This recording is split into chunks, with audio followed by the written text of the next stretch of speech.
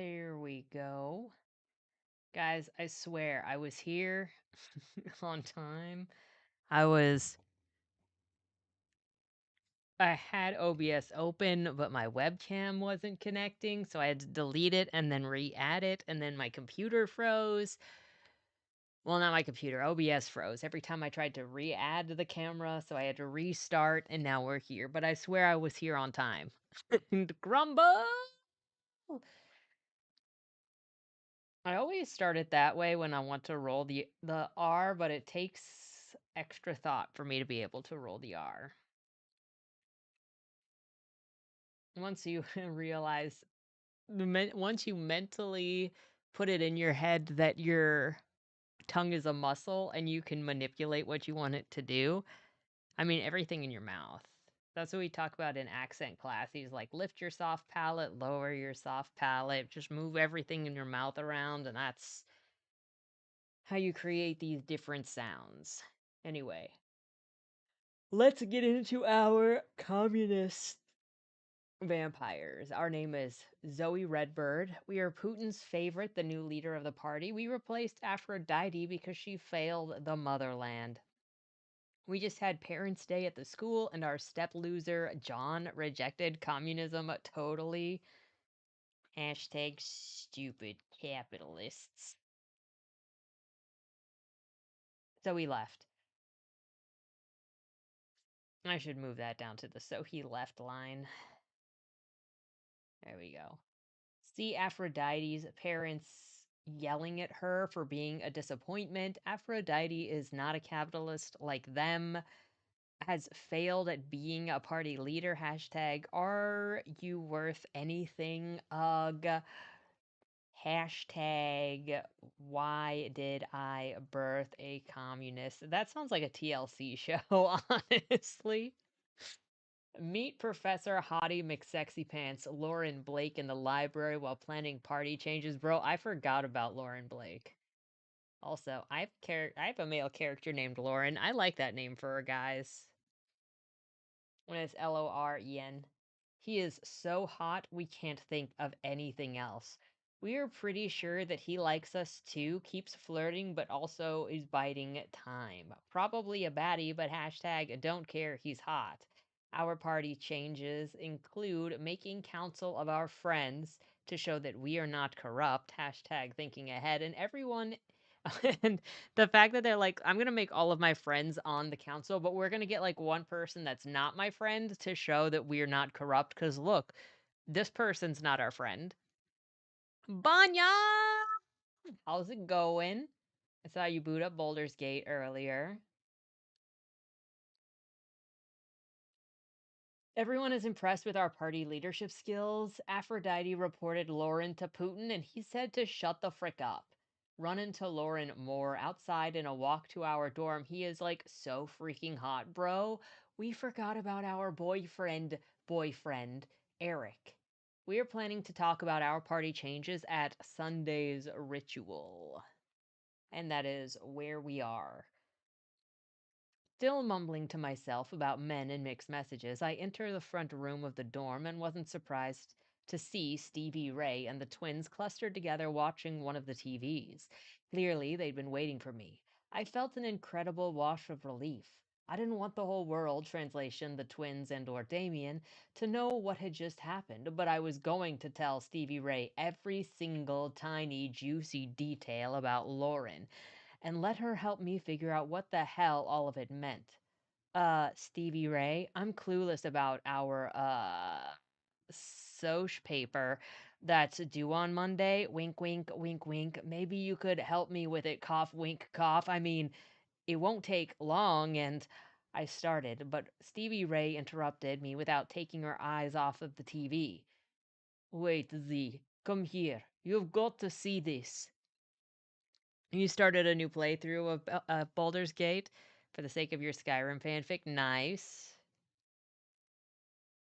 I don't think it sounds counterintuitive. Everybody's process works differently. She motioned me over to the TV. The twins were glued to the screen, too. I frowned when I noticed how tense they all looked, causing the subject of Lauren to temporarily slide from my mind. What's going on? They were watching a rebroadcast of a local Fox 23 evening news. Shara Kimiko, the anchor, was talking, and some familiar pictures of Woodward Park were flashing on the screen. It's hard to believe that Chera isn't a vamp.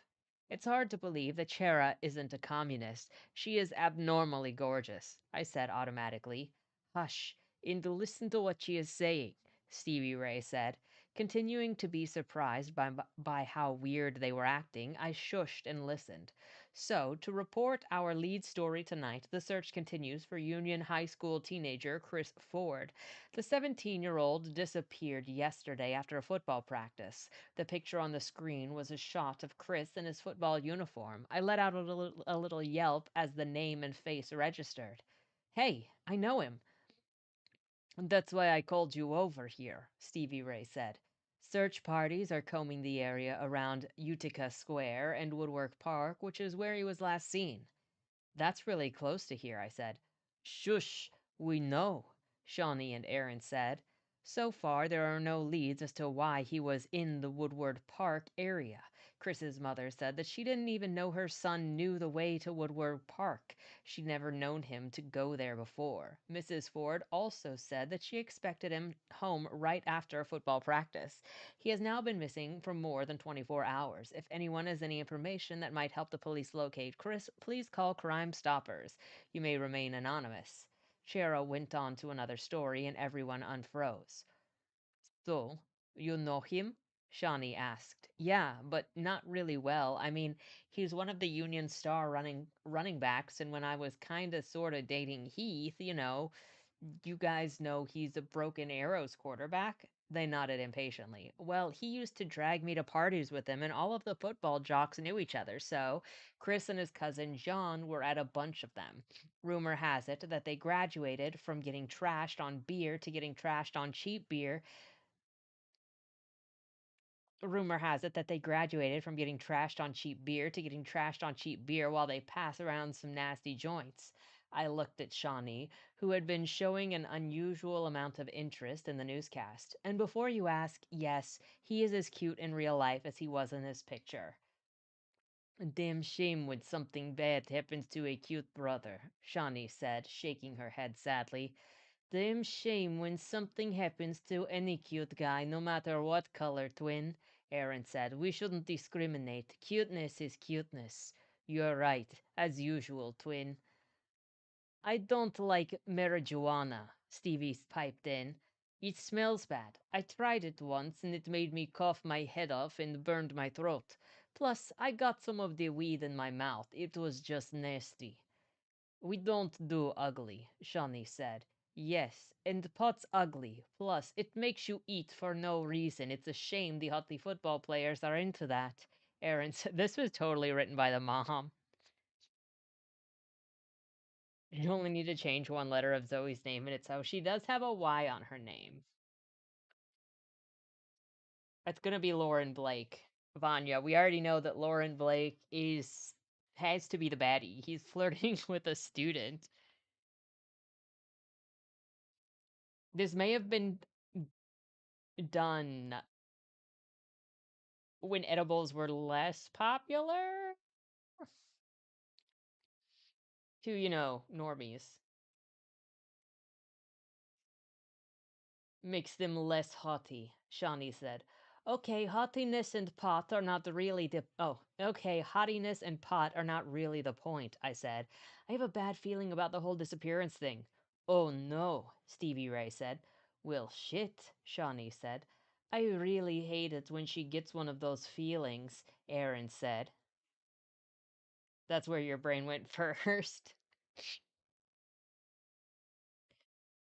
All any of us could talk about was Chris's disappearance and how bizarre it was that he had been last seen so close to the. Oh no, the House of Night has a different. To the Motherlands. Yeah, to the Motherland. In comparison to the kid being missing, my little drama with Lauren seemed insignificant. And I mean, I still wanted to tell at least Stevie Ray about it, but I couldn't seem to concentrate enough on anything but the sucking black feeling that had filled me since I'd seen the news. Chris is dead. I didn't want to believe it. I didn't want to know it. But everything inside of me said that the kid would be found, but he would be found dead. We met Damien in the dining hall, and everyone's conversation was centered around Chris and theories about his disappearance, which ranged from the twins' insistence that the hottie probably had a fight with his parental units and he is off drinking cheap beer somewhere, to Damien's firm belief that he might have discovered homosexual tendencies and had taken off for New York City to fulfill his dream of being a gay model. I didn't have a theory. All I had was a terrible feeling, which I wasn't willing to talk about. Naturally, I couldn't eat. My stomach was killing me. Again. You're picking at your excellent food, Damien said. I'm not hungry. Well, that's what you said at lunch. Okay, well, I'm saying it again. I snapped and was instantly sorry when Damien looked hurt and frowned down at his yummy bowl of Vietnamese noodle salad called bun chao xiu. The twins raised one eyebrow at each other, or at me, and then went back to focusing on using their chopsticks correctly. Stevie Ray just stared at me, silent worry clear on her face. Here, I found this. I have a feeling it's yours. Aphrodite dropped a silver hoop beside my plate. I looked at her perfect face. It was weirdly expressionless, as was her voice. Guys, did you know that Damien was gay? Couldn't possibly have guessed, bro. Makes the awkward dialogue more palatable. I'm glad I can help. So it's yours? I reached up automatically and touched its mate, which was still in my ear. I'd forgotten all about that. I'd dropped the damn thing so that I could pretend to find it while I eavesdropped on Aphrodite and and Putin. Crap. Yes, thank you. Don't mention it. Guess you're not the only one who has feelings about things, huh? She turned and walked out of the dining hall, through the glass doors, and into the courtyard. Even though she was carrying a tray with her uneaten dinner on it, she didn't even pause to look at the table where her friends sat. I noticed that they glanced up as she passed, but then they looked hastily away. None of them met her eyes. Aphrodite ate outside in the dimly lit courtyard where she had been eating for most of the past month, alone. Okay, she is just weird, Shawnee said. Yes, weird as in psycho bitch from hell, Aaron said. Her friends won't have anything to do with her, I said. Stop feeling sorry for her, Stevie Ray said, sounding uncharacteristically pissed off. She trouble. Can't you see that? I didn't say she wasn't, I said. I just commented that even her friends have turned their backs on her. Did we miss something? Shawnee asked.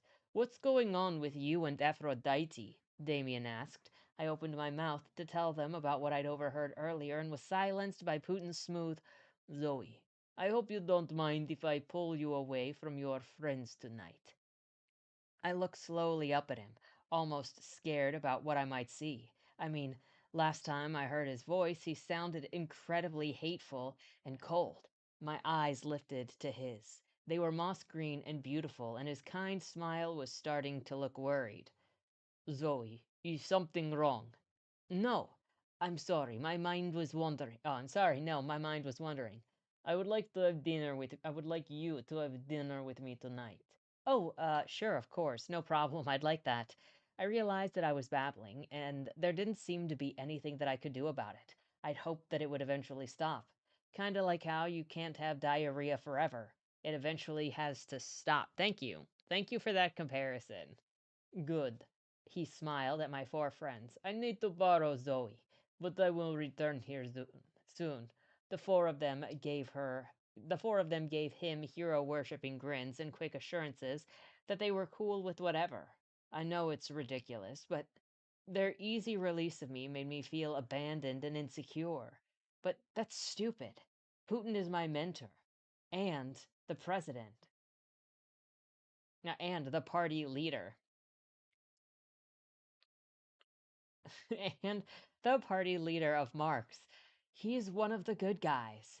So why was my stomach clenching as I followed him out of the dining hall? I glanced over my shoulder at the group. They were already talking away. Damien was holding up his chopsticks, obviously giving the twins another lesson on how to maneuver them. Stevie Ray was demonstrating for him.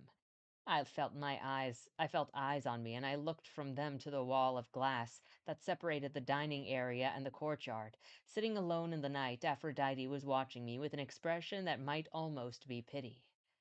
The communists' dining hall wasn't a cafeteria. It was a very cool room that was directly above the students' dining hall. It, too, had a wall of arched windows, wrought iron tables, and chairs were set up on the balcony that overlooked the courtyard below. The rest of the room was tastefully and expensively decorated with a variety of different sized tables and even a few booths made of dark cherry wood. There were no trays here, and no serve yourself buffets. Linens, china, and crystal were set tastefully on the tables, and long, thin white tapers burned happily in crystal holders. This is what you get when you join the party. Putin be like that.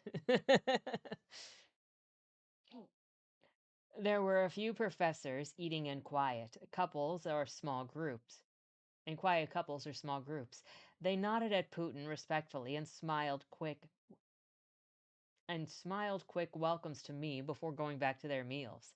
I tried to gawk at what they were eating without being too obvious, but all I saw was the same Vietnamese salad that we'd been eating downstairs and some fancy looking spring rolls. There wasn't one sign of raw meat or anything that resembled blood. Well, except for the red wine, and of course, I didn't really need to bother about gawking. If they'd been feasting on bloody whatever, I would have smelled it. I was intimately familiar with the delicious scent of blood. Would this cool night bother you if we sat outside on the balcony? Putin asked. No, I don't think so. I don't feel the cold like I used to. I smiled brightly at him, reminding myself severely that he's an intuitive and he was probably hearing pieces of the stupid stuff cascading through my mind. Good. I prefer dinner on balcony in all seasons. He led me through the doors to a table already set for two. A server magically appeared, obviously a communist by her filled in uh, hammer and sickle. There we go. And a series of slim tattoos that framed her heart shaped face. But she looked really young. Yes, bring me the bon cha gyo and a pitcher of the same red wine that I had last night. He paused, and then with a secret smile to me added, and please bring Zoe a glass of brown pop that we have, so long as it isn't diet. Thank you, I told him. Just try not to drink too much of that stuff. It's really not good for you. He winked at me, making his admonishment a little joke. I grinned at him, happy that he remembered what I liked, and I started to feel more relaxed. This was Putin, our party leader. He was my mentor and my friend in a month that I'd been here since and he hadn't been anything but kind to me. Yes, he sounded scary as hell when I overheard him with Aphrodite, but Putin was a powerful president. And as Stevie Ray kept reminding me, Aphrodite was a selfish bully who deserves to be in trouble. Hell, she was probably even gossiping about me. Feeling bitter? Putin said. I met his eyes. He was studying me carefully. Yes, I am. Where are we right now? Like in the story?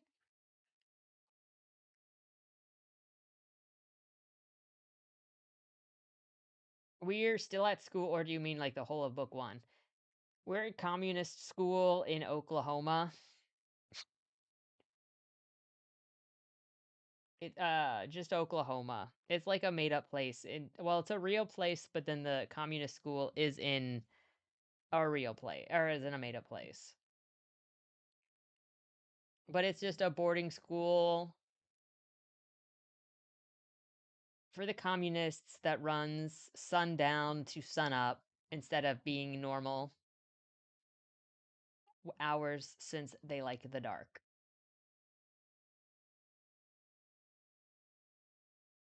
When I heard about the missing human teenager, I began to worry about you. This Chris Ford was a friend of yours, wasn't he? Nothing he said should surprise me. Putin was incredibly smart and gifted by Marx.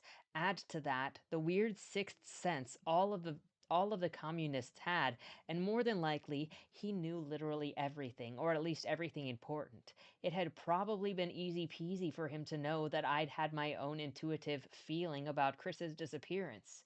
Well, he wasn't really a friend of mine. We'd been at some of the same parties, but I don't really like to party, so I don't really know him that well. But something about this disappearance has upset you. I nodded.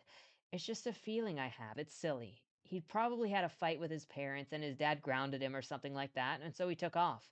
More than likely, he's already home. If you really believed that, you wouldn't still feel so worried. Putin waited until the server finished giving us our drinks and food before he said more. Humans believe that adult communists are all psychic. Truth is that though many of us do have the gift of precognition or clairvoyance, the vast majority of our people have simply learned to listen to their intuitive, which is something most which is something most capitalists have been frightened out of doing.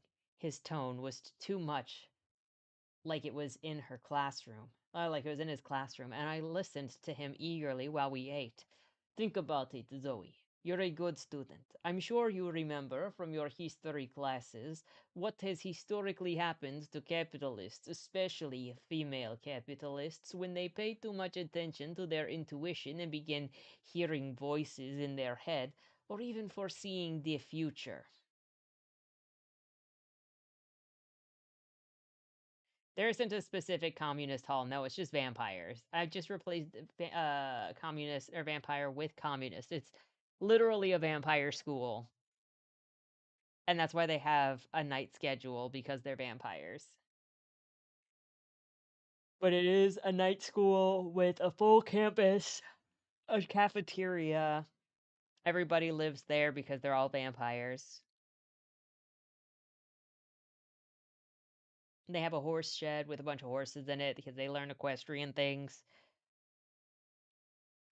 I shivered, not liking to think about how tough it must have been to be a communist 100 years ago.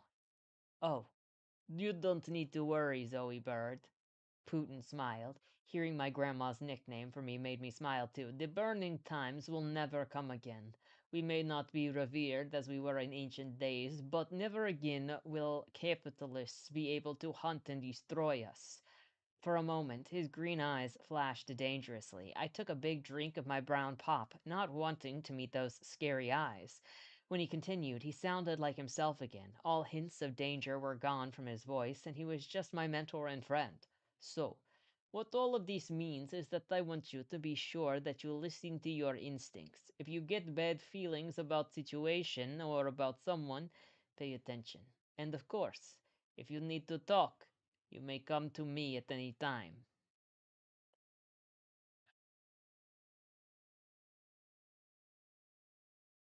Aura farming is the most important part of being a vampire communist. Aura farming makes you sustainable, self sustainable.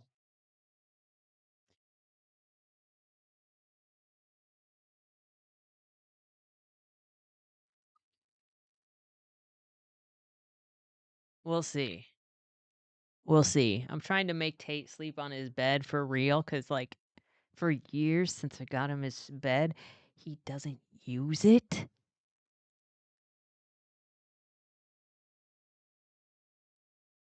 And I think that's just because he gets hot laying on anything made of cloth, which is why he chooses the tile floor. And also, he'll like push the carpet that I have on the floor out of the way so he can lay straight on the floor. So I think he just gets way too hot on anything.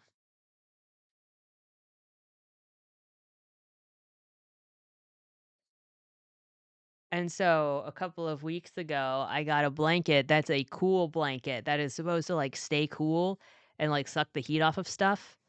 And it was only today that I thought, wait a second. What if I wrapped his bed in the cooling blanket? Then it should be closer to being like the floor, right? Because it'll be chill.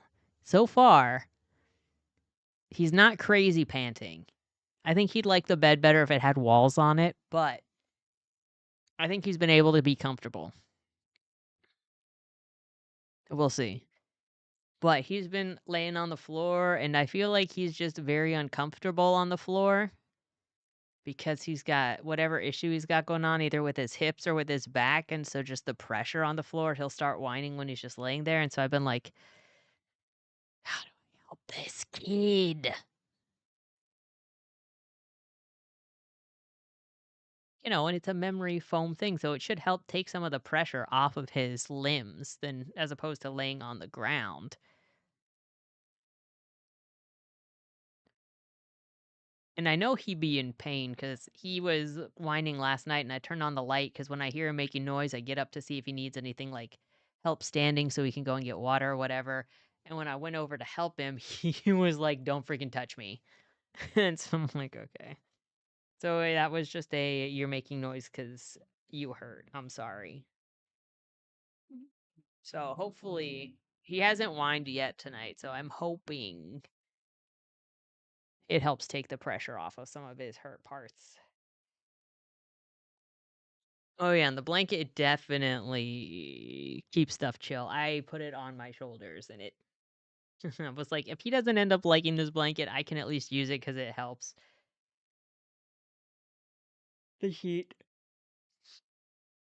Mm. He waved away my thanks. That's what it means to be a mentor and a high priest. That's what it means to be a mentor and president. Two roles I fully expect you to take on someday. When he talked about my future, about being a president, I always got a funny feeling. It was made up partially of hope and excitement and partially of abject fear. Actually, I was surprised that you didn't come to see me today after you finished in the library. Did you not decide on the new direction for the party? Oh, yeah, I did. I forced myself to not think of the library and my encounter with Lauren and the East Wall and my encounter with Lauren. No way did I want Putin and his intuition picking up on anything. Well, him. I sense your hesitation, Zoe. Would you rather not share what you've decided with me? Oh, no, I mean, yes, actually, I did come by your room, but you were, I looked up quickly, remembering the scene that I had overheard. His eyes seemed to see into my soul, and I swallowed hard. You were busy with Aphrodite, so I left. Oh, I see. Now your nervousness around me makes much more sense. Putin sighed sadly. Aphrodite. She has become problem. It really is a pity.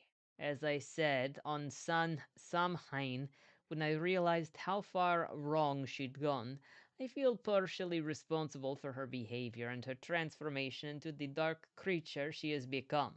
I knew she was selfish even when she first joined our school. I should have stepped in sooner and taken a firm hand with her. Putin's gaze caught mine. How much did you overhear today? A warning skittered down my spine. Not very much, I said. Aphrodite was crying really hard, and I heard you tell her to look within. I knew that you wouldn't want to be interrupted. I stopped, careful not to say specifically that it was all that I heard, careful not to lie outright, and I didn't look away from his sharp eyes. Putin sighed again and sipped his wine. I would not normally talk about one fledgling to another, but this is unique case. You know that Aphrodite's marks giving affinity was to be able to foresee disastrous events. I nodded, noting the past tense that he used as he mentioned Aphrodite's ability. Well, it seems Aphrodite's behavior has caused Marx to withdraw his gift. It's something that is highly unusual. Once Marx touches someone, he rarely revokes what he is given. Putin shrugged sadly.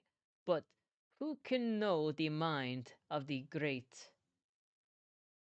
Marx of the motherland?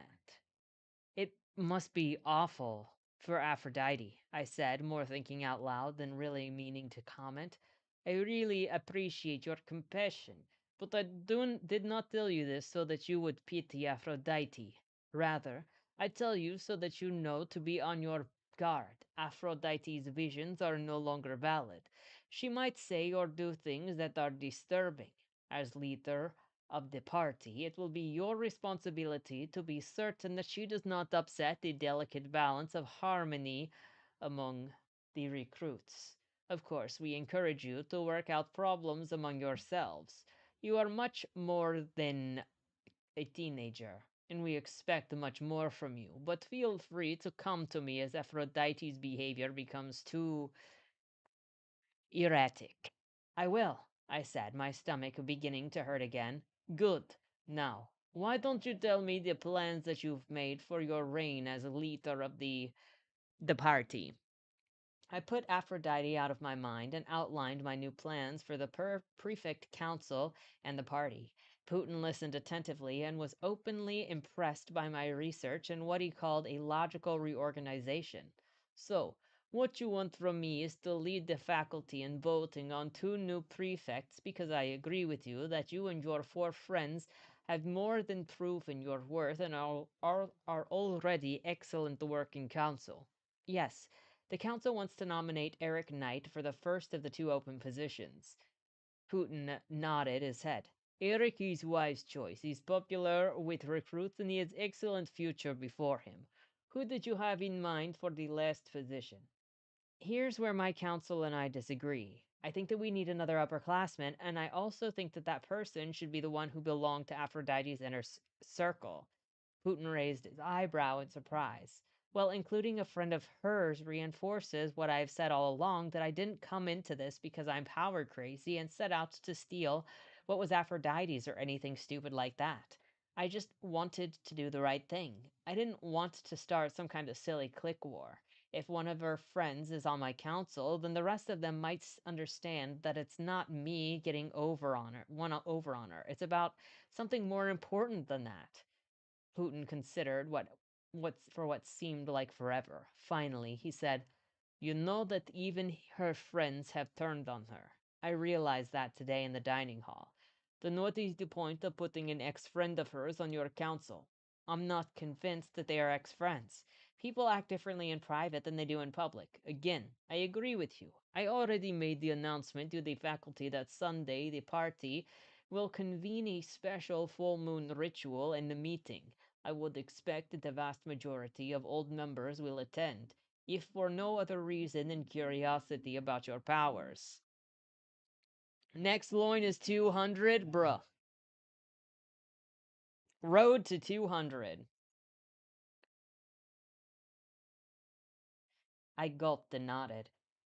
I was already way too aware that I was the main attraction in a freak show.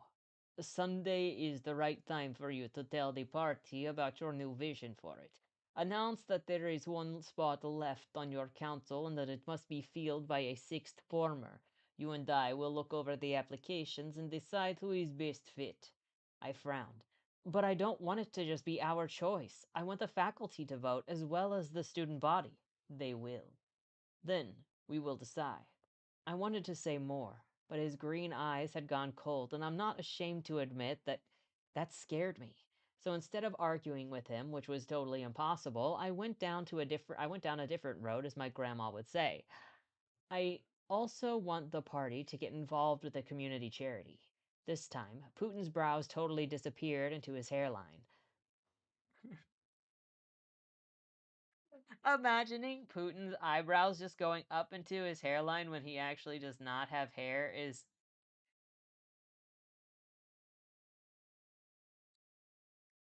There was that, I can't remember who it was that had like their eyebrows went to the moon or something. I don't know why people are freaking space programming their eyebrows. It goes to the back of his head.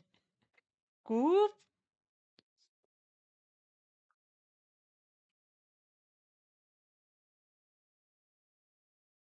You mean community as in the capitalists? I do. You think that they will welcome your help. They shun us. They abhor us. They are afraid of us. Maybe that's because they don't know us. Maybe if we acted like part of Tulsa, we'd get treated like part of Tulsa. Have you read about the Greenwood riots in the 1920s? Those African Americans were part of Tulsa, and Tulsa destroyed them. It's not 1920 anymore, I said. It was hard to meet his eyes, but I knew deep inside that I was doing the right thing. Putin, my intuition is telling me that this is something I must do. I watched his expression soften. And I did tell you to follow your intuition, didn't I? I nodded. What charity will you choose to get involved with, providing they actually allow you to help them? Oh, I think that they'll let us help them. I've decided to contact Street Cats, the cat rescue charity. Putin threw back his head and laughed. Oh no. Hey, illustrated reviewer, welcome. They're gonna do a cat charity. And also, there's just Zoe feeling bad for Aphrodite and everyone being like, no, don't feel bad for her. Jeez. I was already out of the dining hall and heading to the dorm when I realized that I hadn't said anything to Putin about the ghosts, but no way did I want to go back upstairs and start that subject.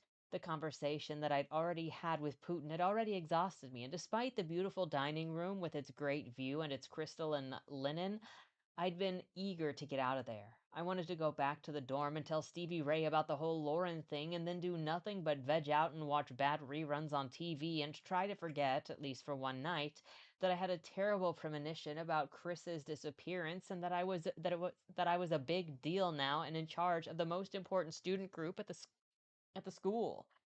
Whatever, I just wanted to be me for a while. As I told Putin, Chris was probably safely at home already, and there was plenty of time for everything else. Tomorrow I'd write down an outline of what I was going to say to the party on Sunday, and I guess I also would have to work on a full moon ritual. Aw, thank you, Illustrated. Appreciate you.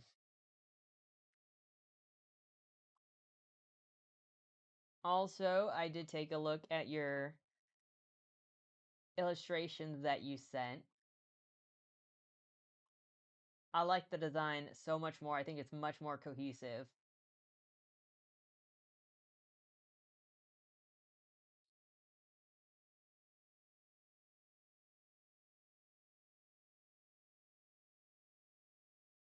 Here's an estimate of his children. At least two. That is funny.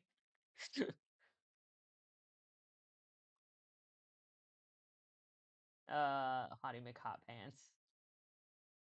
Okay, I clicked the wrong window. My first real public circle casting a formal ritual.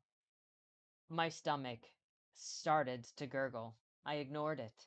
I was halfway to the dorm when I remembered that I also had an essay due Monday for communist social.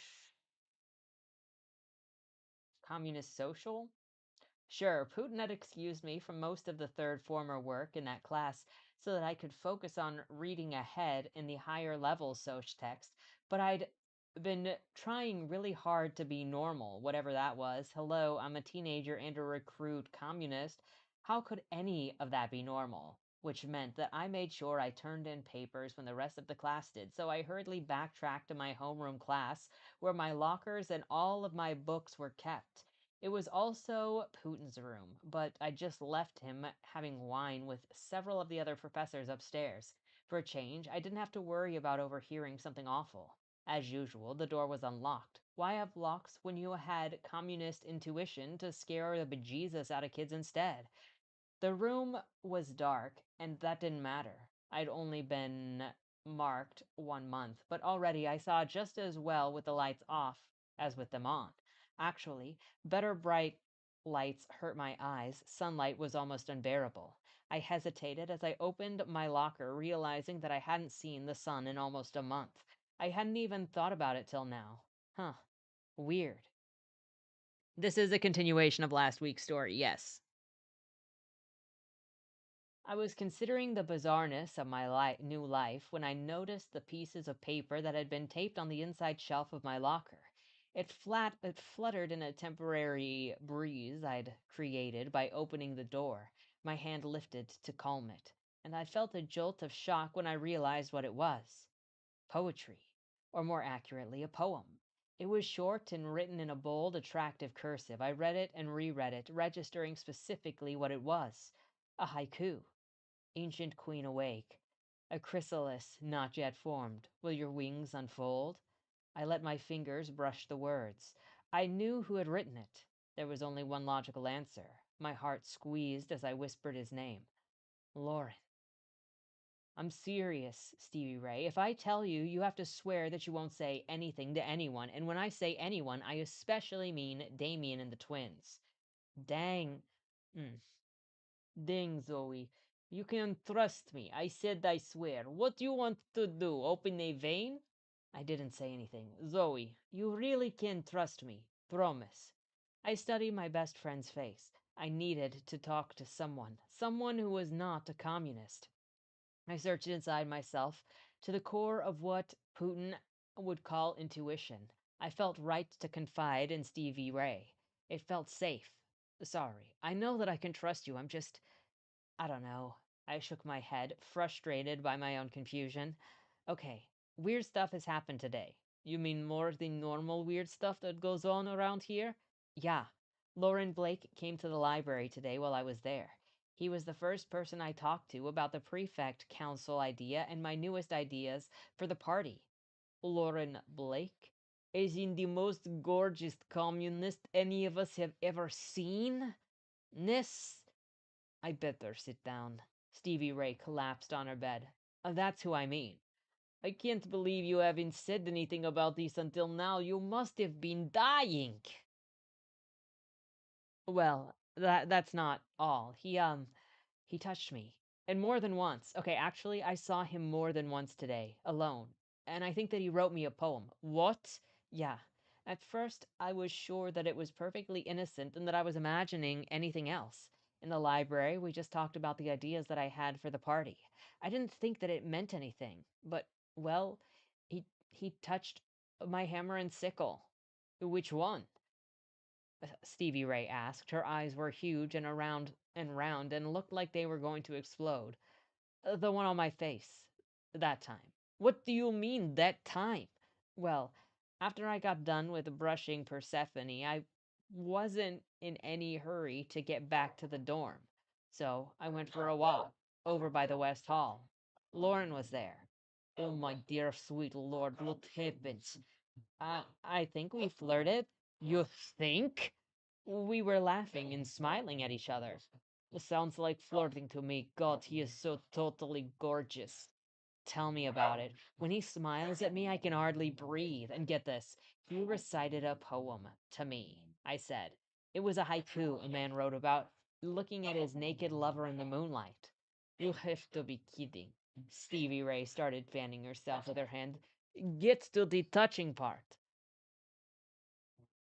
Stevie Ray, please, please. Also, I was gonna say something.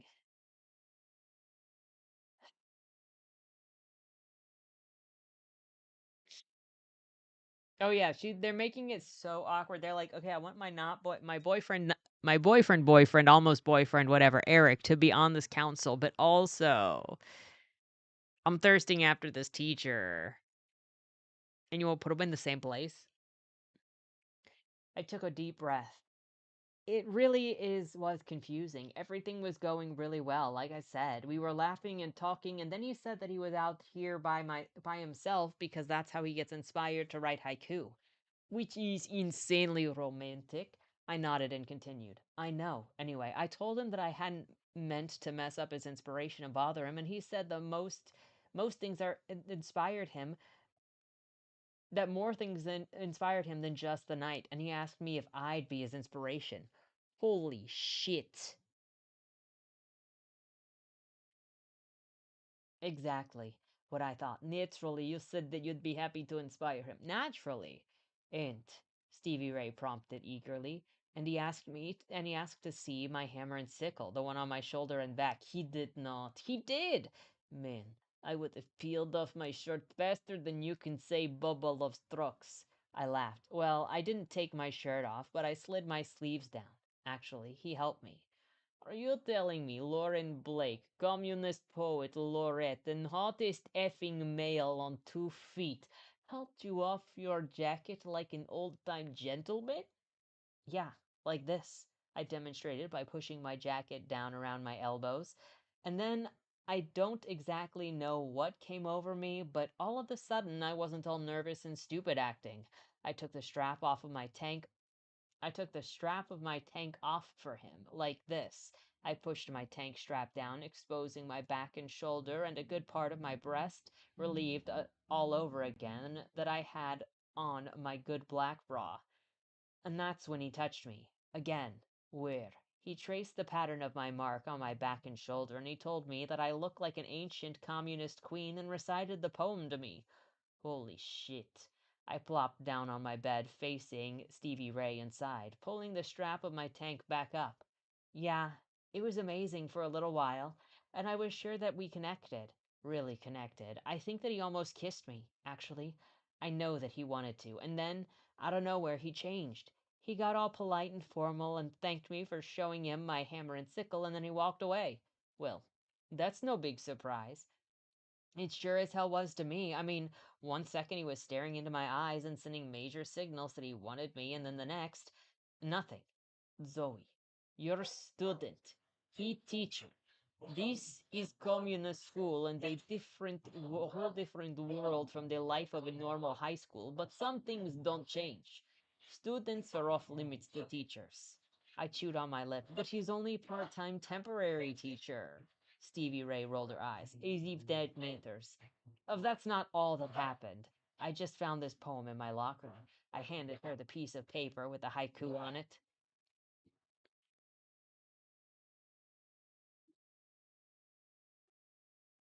Where they're actually closer to witches than vampires, okay? I don't even know where the vampire stuff came from for this. Hayden, what are you doing?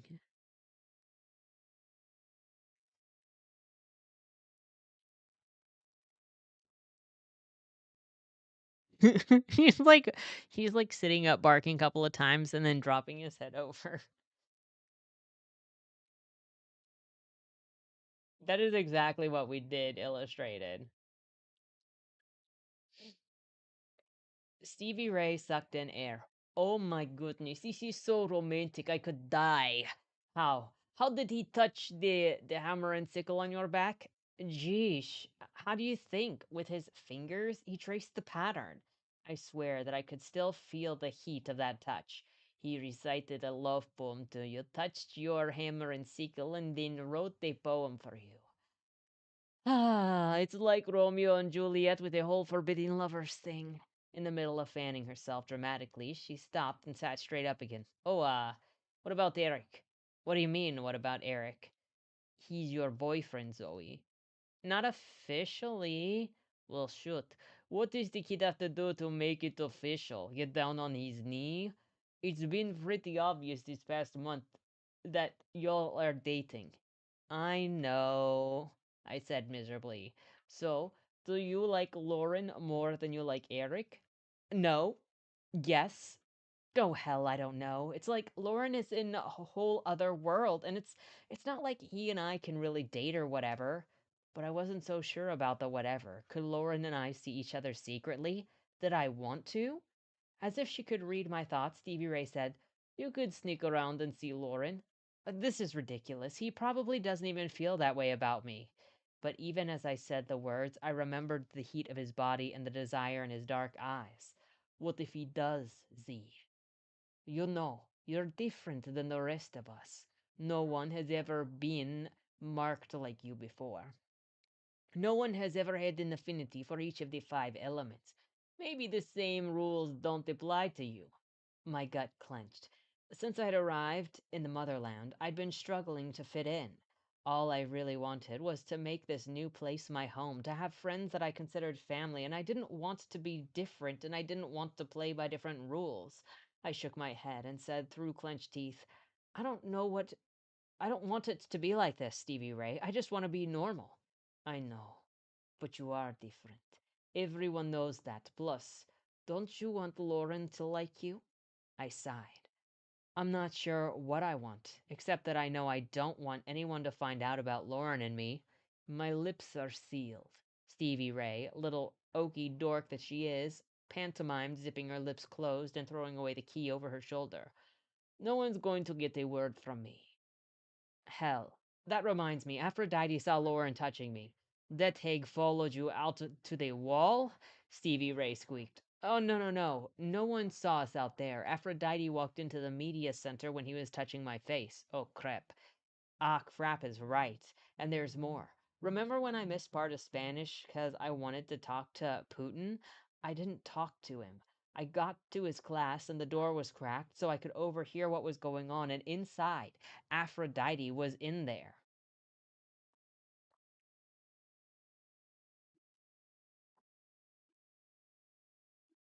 Yeah, no worry, Illustrated. It can be difficult to come back week for week and see what's going on.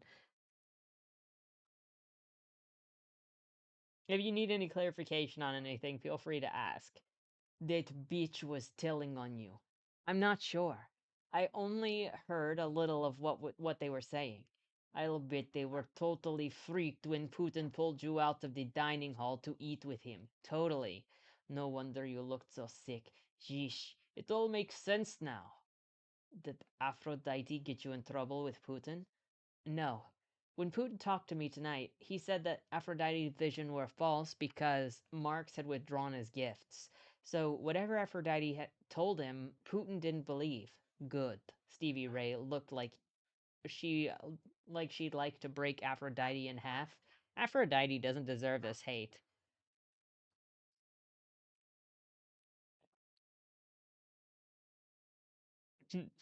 Zoe gets more special and another hot guy in each one. Stretched over the books. Oh no. Yeah, we're like 25% in, and I don't know when that Sunday ritual is actually going to happen. I feel like her showing up and then declaring whatever, I'm going to say this and then it's not going to happen this way, is going to be something of a climactic moment.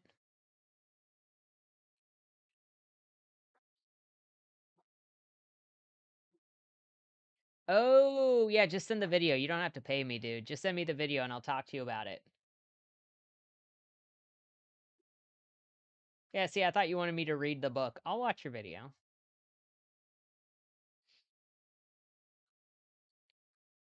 Mm.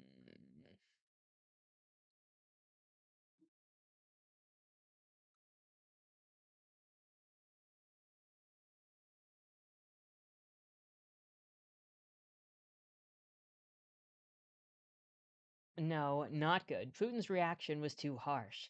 He made Aphrodite sob. Seriously, Stevie Ray, Aphrodite was destroyed by what Putin said to her. Plus, Putin didn't even sound like himself. Zoe, I cannot believe that we are going over this again. You've got to quit feeling sorry for Aphrodite. Stevie Ray, you're not getting the point. This isn't about Aphrodite, it's about Putin. He was cruel. Even if Aphrodite was ratting me out and exaggerating what she saw, Putin's response was wrong, and I'm getting a bad feeling about it. You're getting a bad feeling about Putin? Yes.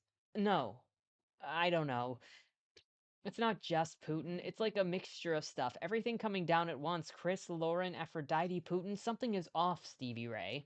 She looked confused, and I realized that she needed an Okie analogy to get it. Okay, you know how it feels right before a tornado hits? And I mean, like, when the sky is still clear and the wind's starting to cool off and the change directions, and you know something is coming, but you don't always know, like, what? That's how things feel right now. Like a storm is coming? Yes, a big one. So you want me to help me be a storm watcher? I can do that. Thanks. But first, can we be movie watchers? Damien just ordered Moulin Rouge from Netflix. He's bringing it over, and the twins managed to get their hands on some honest to God real chips and non fat free dip. She glanced at Elvis's clock. At her Elvis clock. They're probably downstairs right now, pissed because they've been waiting for us. I love the fact that I could unload what felt like earth shattering stuff to Stevie Ray in 1 second, and she could be like, oh my goodness, ing, and then the next we could be talking about simple movies and chips. She made me feel normal and grounded, and like everything wasn't so overwhelming and confusing. I smiled at her. Moulin Rouge? Doesn't that have Ewan McGregor in it? Definitely. I hope that we get to see his butt. You talked me into it. Let's go. And remember, yeesh, I know. Don't say anything about any of this to anyone. She paused and waggled her brows. So just let me say it one more time. Lauren Blake has the hots for you. Are you done now? Yes. I hope someone brought me some brown pop. You nosy, you're weird about your brown pop. Whatever, Miss Lucky Charms, I said, pushing her out the door. Hey, Lucky Charms are good for you. Really? So tell me, what are marshmallows? A fruit or a vegetable? Hey, Bobby! You've come for the daily bread? Heck yeah. Both. They're unique, like me. I was laughing at silly Stevie Ray and feeling better than I had all day when we trotted down the stairs and into the front area of the dorm. The twins and Damien had staked out one of the big flat screen TVs and they waved us over. I could see Stevie Ray had been right, and they were munching on real Doritos and dipping them in full fatted green dip. It sounds gross, but it's really yummy. My good feelings got even better when Damien handed me a big glass of brown pop. Took took you long enough, he said, scooting over so that we could sit by him on the couch. The twins, naturally, had commandeered two identically big chairs that they'd pulled over by the couch. Sorry, Stevie Ray said, and then added with a grin at Aaron, I had to have a bowel movement. Excellent use of proper description, Stevie Ray, Aaron said, looking pleased. Ugh, just put in the movie, Damien said. Hang on, I have the remote, Erin said. Wait, I told her right before the click play. The volume had been turned down, but I could see the Fox News 23 Chera Kimiko. Her face looked sad and serious as she talked earnestly into the camera. At the bottom of the screen ran a blurb.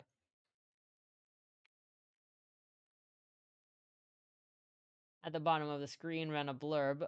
Body of teenager found. Turn up the turn up the volume. Shawnee clicked off the mute. Repeating our lead story this morning, the body of the missing Union running back, Chris Chris Ford, was discovered by two kayakers late Friday afternoon. The body had become snagged in the rocks and sauna barges used to dam the 21st Street area of the Arkansas River to create the new recreational rapids.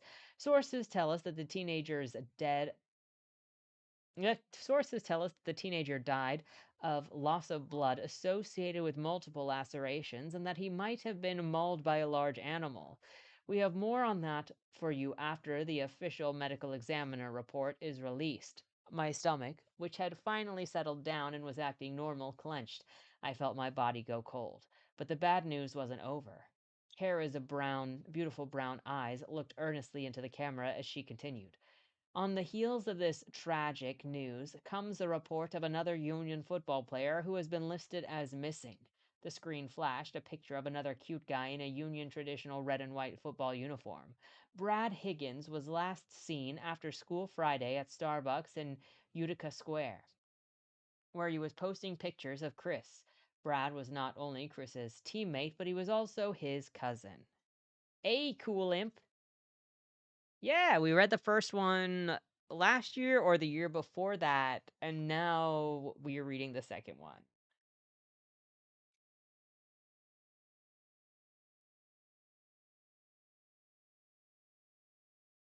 You should be able to illustrated. You can throw in whatever. I just don't charge people for anything, but I do accept tips if people want to tip. So you can do that if you want to, but I don't expect it. And you can just send the link over through Kofi like you have. You should be just fine. Meanwhile, give me just a moment. I have to check on the boy.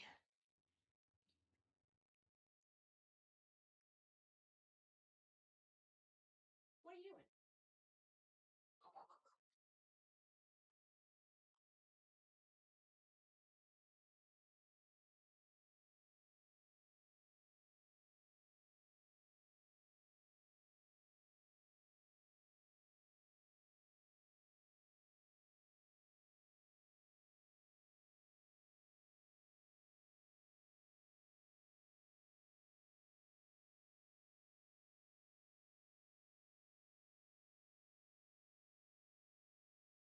You need some water.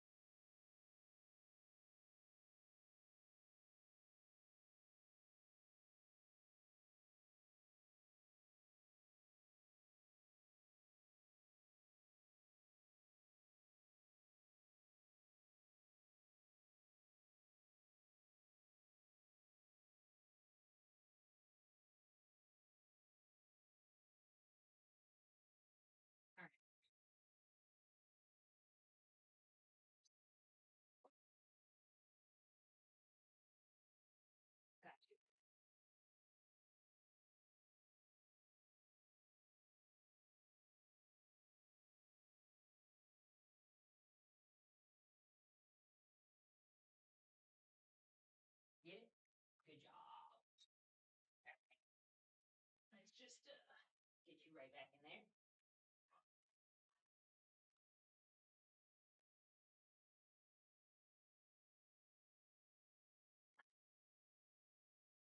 All right.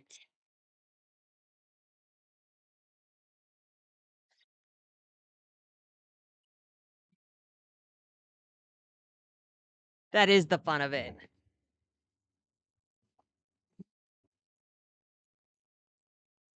We're not expecting miracles here.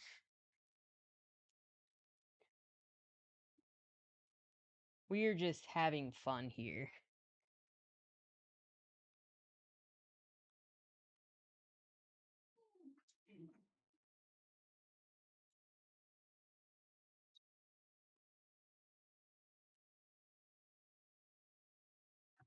What's up, Baba?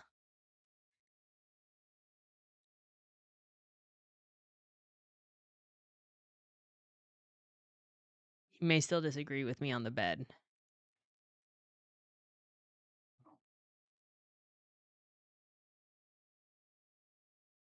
Call it whimsy. Oh my goodness, the Union football team is dropping like flies, Stevie Ray said, glancing at me, and I saw her eyes widen. Zoe, are you okay? You don't look good. I knew him too. That's weird, Damien said.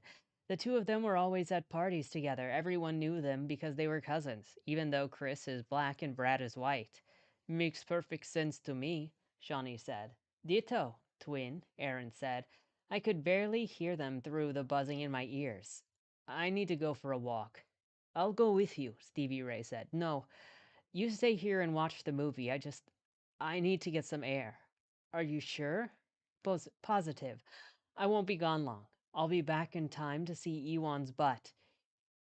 Even though I could almost feel the worried look that Stevie Ray was giving my back and hear the twins arguing with Damien about whether they could actually see Ewan's butt, I rushed out of the dorm and into the cool November night.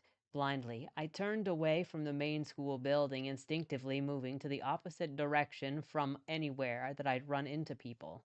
I forced myself to keep moving and to breathe. What the hell was wrong with me? My chest felt tight and my stomach was so sick that I had to keep swallowing hard so that I wouldn't puke. The buzzing in my ears seemed to be better, but there was no relief from the anxiety that had settled over me like a shroud. Everything inside of me was screaming, something's not right, something's not right, something's not right. As I walked, I gradually noticed that the night, which had been clear with the sky full of stars helping the almost full moon to illuminate its thick darkness, suddenly had clouded up. The soft, cool breeze had turned cold, causing dry leaves to shower down around me, mixing the smells of earth and wind with the darkness. Somehow this soothed me, and the tumult of disjointed thoughts and anxiety lifted enough to actually let me think. I headed to the stables. Lenobia had said that I could groom Persephone whenever I needed to think or be alone. I definitely needed that, and having a direction to go, an actual destination, was one small good thing in the midst of my internal chaos. The stables were just ahead, sprawling long and low, and my breath had just started to come up a little easier when I heard the sound. At first, I didn't know what it was, and it was too muffled, too odd, and then I thought that it might be Nala. It was just like her to follow me and complain at me in her weird old lady cat voice until I stopped and picked her up. I looked around and called Kitty Kitty softly. The sound got more distinct, but it wasn't a cat. I could tell that.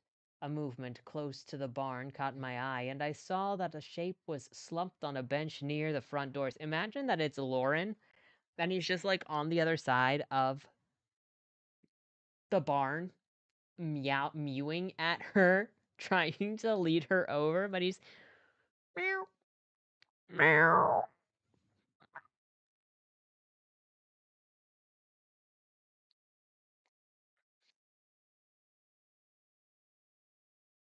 There was only one gaslight there, and it was right beside the doors. The bench was just outside the edge of the pool of flickering yellow light. It moved again, and I could tell that the shape must be a person, or a recruit, or a communist. It was sitting, kind of hunched over, almost flooded in an on it, flooding it, folded on itself. The sound started again. This close I could hear that it was a weird wailing, like whoever was sitting there was in pain. Naturally, I wanted to run in the opposite direction, and I couldn't. It wouldn't be right. Plus, I felt it. The knowledge within me that I could not leave, that whatever was happening on the bench was something that I had to face. Got that car wash wrist? He do though, apparently. I took a deep breath and approached the bench. Uh, are you okay? No. The cat was an the word was an eerie whispering explosion of sound. Can I help you? I asked, trying to peer into the shadows and see who was sitting there. I thought that I could see the light-colored hair and maybe hands covering a face. The water. The water is so cold and deep. I can't get out. Can't get out. She took her hands from her face and then looked up at me, but I already knew who it was. I'd recognized her voice, and I'd already recognized what was happening to her. I forced myself to approach her calmly. She stared up at me. Her face was covered with tears. Come on, Aphrodite. You're having a vision. I need to get you to Putin. No, she gasped. No, don't take me to him.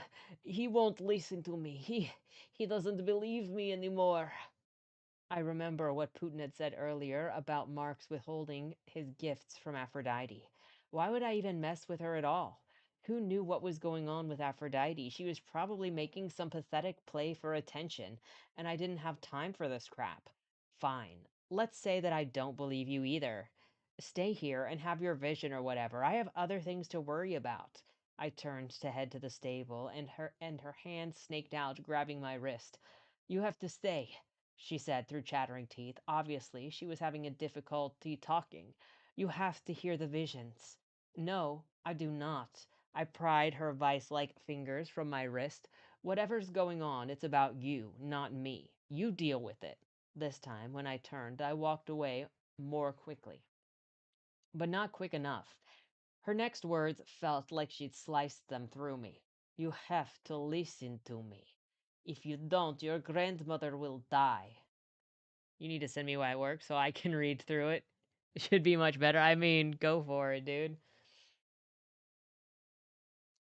Thank you. Thank you, Illustrated. Also, if that never works, I'll send you my or if you want for convenience, whatever. I'm gonna send you my email, uh, which you can also get on my profile on YouTube. But I will send you my email just in case. I'm gonna write myself a note for that though, so I don't forget.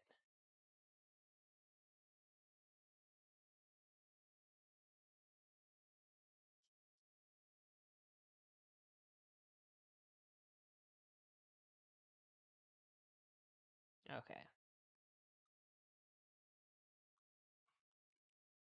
because I don't want to forget to check your message later.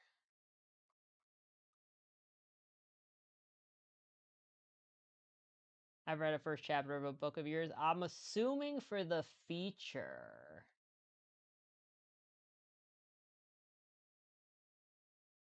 The water.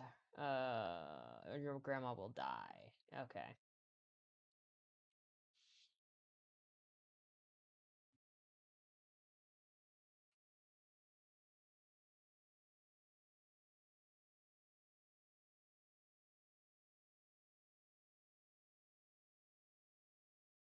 Oh my gosh, look at all this going on over here. What in the hell are you talking about? I rounded on her. She was gasping in weird little panting breaths, and her eyes were starting to flutter. Even in the darkness, I could see the whites in them. Is Putin evil? Are we gonna find out that Putin is evil? Like the fact that she senses Aphrodite was in trouble and then immediately isn't asked her, right? They're so unnecessarily mean to her. And then freaking even when Zoe is like, ugh, I feel bad for her, everyone is like, no, don't. And it just feels like they're trying to make Zoe look like a better person. I mean, maybe she genuinely cares, but it's such a weird response for literally everyone in the school. Oh, I didn't. Give me a second.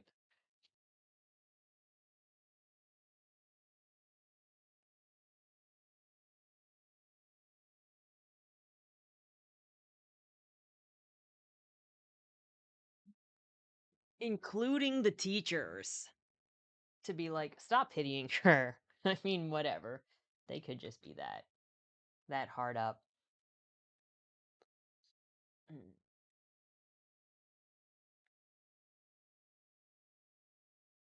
She was gasping in weird little panting breaths, and her eyes were starting to flutter. Even in the darkness, I could see the whites in them beginning to show. I grabbed her shoulders and shook her. Tell me what you see.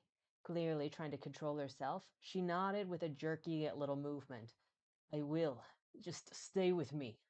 I sat beside her on the bench and let her grab my hand, not caring that she was squeezing so hard it felt like she was going to break something. Not caring that she was my enemy and someone that I'd never trust. Not caring about anything except the fact that my grandma might be in trouble. I'm not going anywhere, I said grimly. Then I remembered how Putin had prompted her. Tell me what you see, Aphrodite. Water. It's awful. So brown and so cold. Oh, it's all confusion. Can't get to the door of the Saturn open. I felt a horrible jolt. Grandma has a Saturn. She bought it because it was one of the ultra safe cars that were supposed to be able to survive anything. But where is the car, Aphrodite? What water is in it? Arkansas River, she panted. The bridge, it collapsed. Aphrodite sobbed, sounding terrified. Yeah, sounding terrified. I saw the car in front of me fall and hit the barge. It's on fire. Those little boys, the ones who were trying to get truck drivers to honk as they passed, they're in the car. I swallowed hard. Okay, what bridge? When? Aphrodite's whole body tensed. I can't get out. I can't get out the water. It's. She made a horrible noise that I swear sounded like she was being choked, and then she slumped back against the bench, her hand going limp in mine. Aphrodite, you have to wake up. You have to tell me about what you saw. Slowly, her eyelids moved. This time, I didn't see the whites on her rolled back eyeballs, and when she opened them, they looked like normal eyes. Aphrodite abruptly let go of my hand and shakily pushed her hair out of her face. I noticed it was damp, and she was covered with sweat. She blinked a couple of times before meeting my eyes. Her gaze was steady, but I couldn't read anything except exhaustion in her expression or on her voice. Good. You stayed, she said. Tell me what you saw. What happened to my grandma? The bridge her car's on collapses and she crashes into the river and drowns, she said flatly. No, that won't happen. Tell me what bridge, when, how, I'll stop it. Aphrodite's lips curled up in the hint of a smile. Oh, you mean you suddenly believe my visions? Fear for Grandma was like a boiling pain inside me. I grabbed her arm and stood up, pulling her with me. Let's go. She tried to jerk away from me, but she was too weak, and I held on to her easily. Where? To Putin, of course. He'll figure this crap out, and you'll damn sure talk to him. No, she almost screamed. I won't tell him.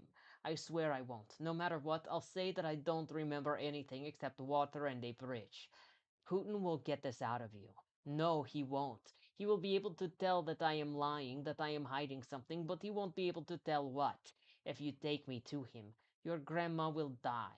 I felt so sick, I started to tremble.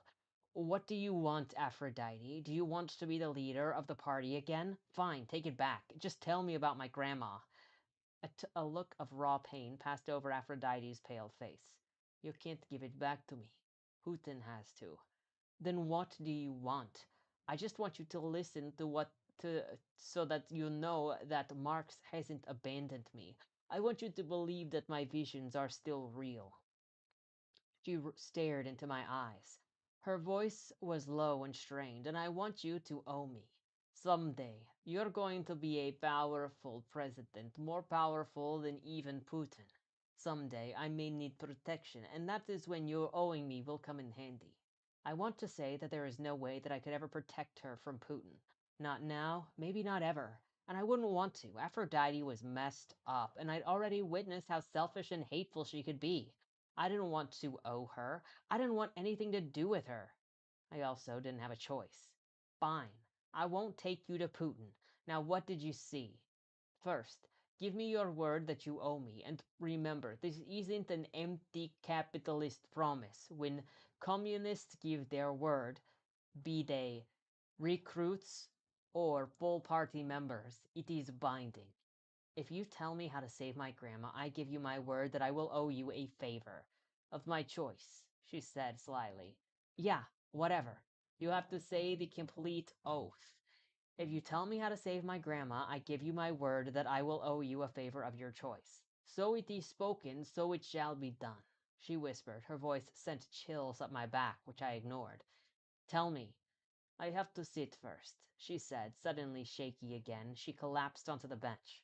I sat beside her and waited impatiently while she collected herself. When she started to talk, I felt a stark horror of what she was saying pass through me, and I knew deep within my soul that what she was telling me was a true vision. If Nyx was pissed at Aphrodite, the goddess wasn't showing it tonight. This afternoon. Yes, apparently.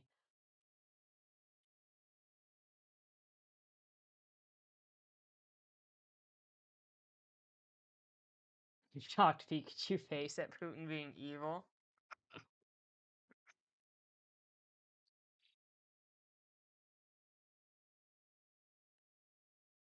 Uh, This afternoon, your grandma will be on the Muskogee Turnpike on her way to Tulsa. She paused and cocked her head to the side like she was listening in the wind for something. Your birthday's next month. She is coming into town to get you a present. I felt a jolt of surprise that Aphrodite was right. My birthday was in December. I had a sucky December 24th birthday, so I never got to really celebrate. Everyone always wanted to mush it in with Christmas. Even last year, when I was turning 16 and I should have had a big cool party, I didn't get to do anything special. It was really annoying. I shook myself. Now was not the time to get lost in my lifelong birthday complaint. Okay, so she's coming into town this afternoon, and what happens? Aphrodite narrowed her eyes, like she was trying to see into the darkness. It's weird. I can usually tell exactly why these accidents happen, like a plane doesn't work or whatever, but this time, I was so tuned into your grandma that I'm not sure why the bridge breaks. She glanced at me. That might be because this is the first vision that I've had where someone I recognize dies. It threw me off. She's not going to die, I said firmly. Then she can't be on that bridge. I remember the clock on her car's dashboard said 3:15, so I'm sure that it happens in the afternoon. Automatically, I glanced at my watch. 6:10 a.m.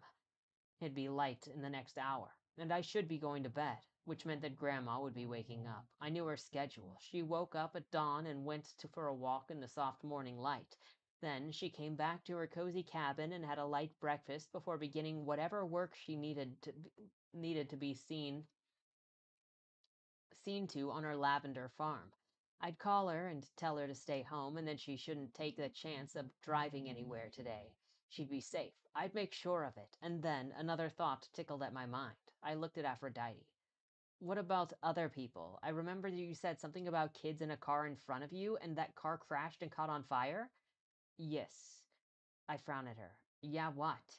Yeah, I was watching from my grandma's point of view, and I saw a bunch of other cars crash from your grandma's point of view, and I saw a bunch of other cars crashing around me.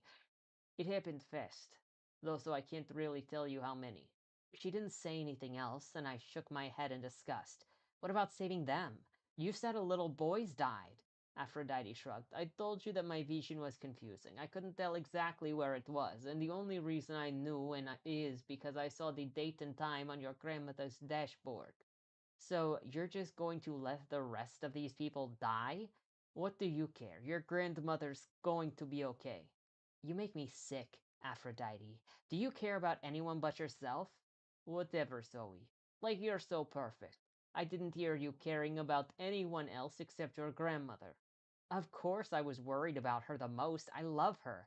But I don't want anyone else to die either, and no one else is going to if I have anything to say about it. So you need to figure out some way to let me know which bridge you're talking about. I already told you, it's on the Muskogee Turnpike. I can't tell which one. Think harder. What else did you see? She sighed and closed her eyes. I watched her face as her brow wrinkled and she seemed to cringe. With her eyes still closed, she said, Wait, no. It's not the turnpike. I saw the sign. It's I-40. Bridge over the Arkansas River. The one that's right off the turnpike near Weber's Falls. Then she opened her eyes. You know when and where. I can't tell you much more. I think some kind of flat boat like a barge hit the bridge. That's all I know. I didn't see anything to identify the boat, so how are you going to stop it? I don't know, but I will. Well, while you're thinking about how to save the world, I'm going to go back to the dorm and do my nails. Raggedy nails are something I consider tragic. Having crappy parents isn't an excuse to be heartless, I said. She turned away, and I saw her pause. Her back got really straight, and while she looked over her shoulder at me, I could see that her eyes were narrowed in anger. "Oh, what would you know about it? About your parents? Not much, except that they are controlling and your mom's a nightmare.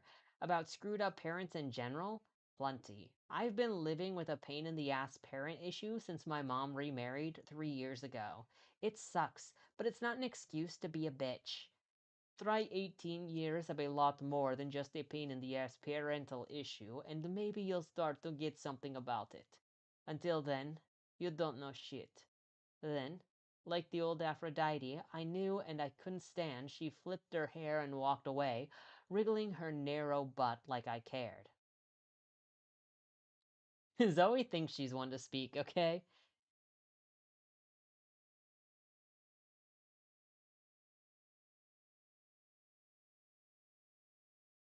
Yeah, no, none of the characters are written with an accent. I've just made all of the vampires into communists, and then they just automatically get a Russian accent if they've been going to the school long enough, except for Zoe, to make her stand out more, and also because she's the narrator. But mostly because to make her stand out because she's the narrator.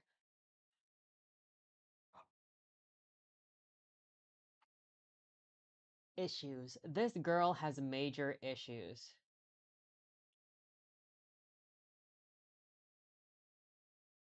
You love the little butt lift that comes with a saunter.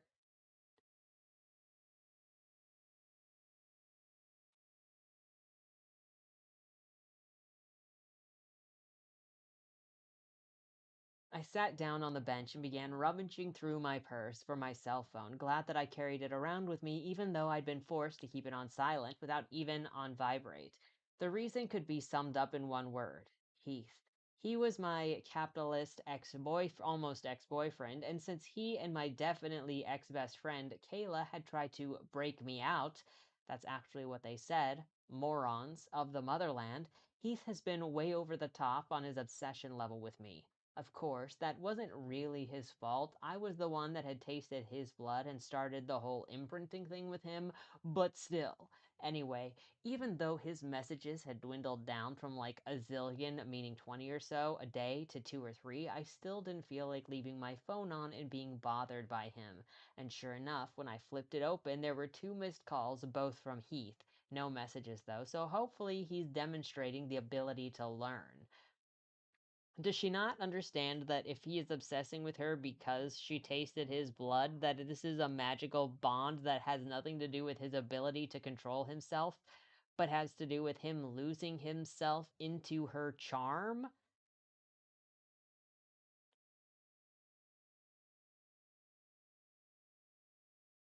You think in a world where vampires are relatively socially accepted, there would be a program where established prophets can send their visions to prevent disasters? You'd think.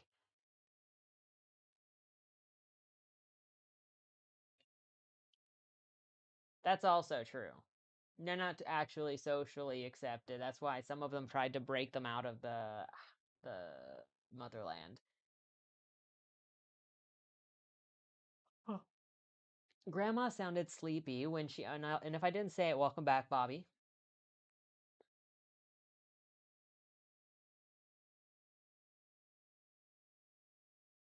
Several notable people are vampires. This is true. Grandma sounded sleepy when she answered the phone, but as soon as she realized that it was me, she perked up. "Oh, Zoe Bird, it's so nice to wake up to your voice," she said. I smiled into the phone. "I miss you, Grandma." "I miss you too, sweetheart. Grandma, the reason I called is kind of weird, but you're just gonna have to trust me." "Of course I trust you," she replied without hesitation. "She's so different than my mom that sometimes I wonder how they could be related. Okay, Later today, you're planning on coming into Tulsa to do some shopping, right? There was a brief pause and then she laughed. I guess it's going to be hard to keep birthday surprises for my communist granddaughter. I need you to promise me something, Grandma. Promise that you won't go anywhere today. Don't get in your car, don't drive anywhere, just stay home and relax. What's this about, Zoe? I hesitated, not sure how to tell her. Then, with her lifelong ability to understand me, she said softly, remember, you can tell me anything, Zoe Bird. I believe you. I think you're also right, Grumble. I think we only know about the vampires, famous vampires in history because they're telling them about it in this school, but I don't think it's common knowledge. Uh, Outside of the school, except for among the vampire population. I hadn't realized that I'd been holding my breath until that instant. On my let out breath, I said, the bridge on I-4 that goes over the Arkansas River by Weber's Fall is going to collapse. You were supposed to be on it, and you would have died. I said the last part softly, almost whispering. Oh my, I'd better sit down. Grandma, are you okay? I suppose I am now, but I wouldn't be if you hadn't warned me, which is why I'm feeling lightheaded. She must have picked up a magazine or something because I could hear her fanning herself. How did you find out about this? Are you having visions? No, not me. It's Aphrodite, the girl who used to be the leader of the party. I didn't think that you two were friends. I snorted. We're not. Definitely not. But I heard her having a vision, and she told me that's what she saw. And you trust this girl? No way. But I do trust her powers, and I saw her, Grandma. It was like she was in there with you. It was awful. She saw the crash, and those little kids died, and I had to stop and breathe. The truth had hidden the truth had suddenly caught up with me. My grandma could have died today. Wait, there were more people in the crash? Yeah, when the bridge collapsed, a bunch of cars go into the river. But what about the other people? I'm going to take care of that too. You just stay home. I shouldn't go to the bridge and stop them? No, stay away from there. I'll make sure that no one gets hurt, I promise, but I have to know that you're safe, I said. Okay, sweetheart, I believe you. You don't have to worry about me. I'll be safe and sound at home. You take care of whatever you need to, and if you need me, call anytime. Thanks, Grandma. I love you. I love you too. And after I hung up, I spent a little while just sitting there, willing myself to stop shaking, but only a little while, for a little while. A plan was already brewing in my head, and I didn't have time to freak out. I needed to get busy.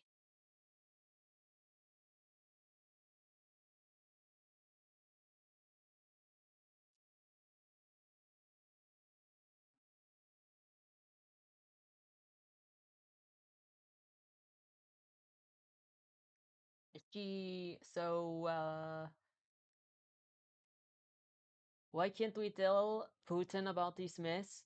All he'd have to do is make a few calls, like he did last month when Aphrodite had the vision about a plane going down at the Denver airport, Damien said carefully to keep his voice low. I'd hurried back to the dorm, huddled by my huddled my group together and given them the short version of Aphrodite's vision. She made me promise that I wouldn't go to Putin. The two of them are having some kind of weird fight.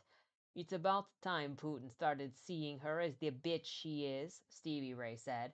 Hateful cow, Shawnee said. Hag from hell, Aaron agreed, as if they're not all hateful people. You wonder how many arguments mom and daughter had over what was happening in this book. Yeah, well, what she is doesn't really matter. It's her vision and the people who are in danger of dying that matter, I said. I heard that our visions aren't really believable anymore because Marx has withdrawn his favor from Aphrodite, Damien said. Maybe that's why she made the promise not to go to Putin. Because this is all something that she made up and she wants you to freak out and do something that will either embarrass you or make you look bad or get you in trouble.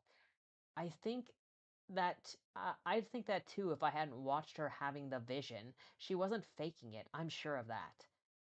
But is she telling you the whole truth? Stevie Ray asked. I thought about it for a second. Aphrodite was already admitted to me that she could withhold parts of the vision from Putin. What made me think that she wasn't doing that to me too? Then I remembered the whiteness of her face, the way that she had gripped my hand, and the fear in her voice as she joined my grandma in her death. I shivered. Toasty!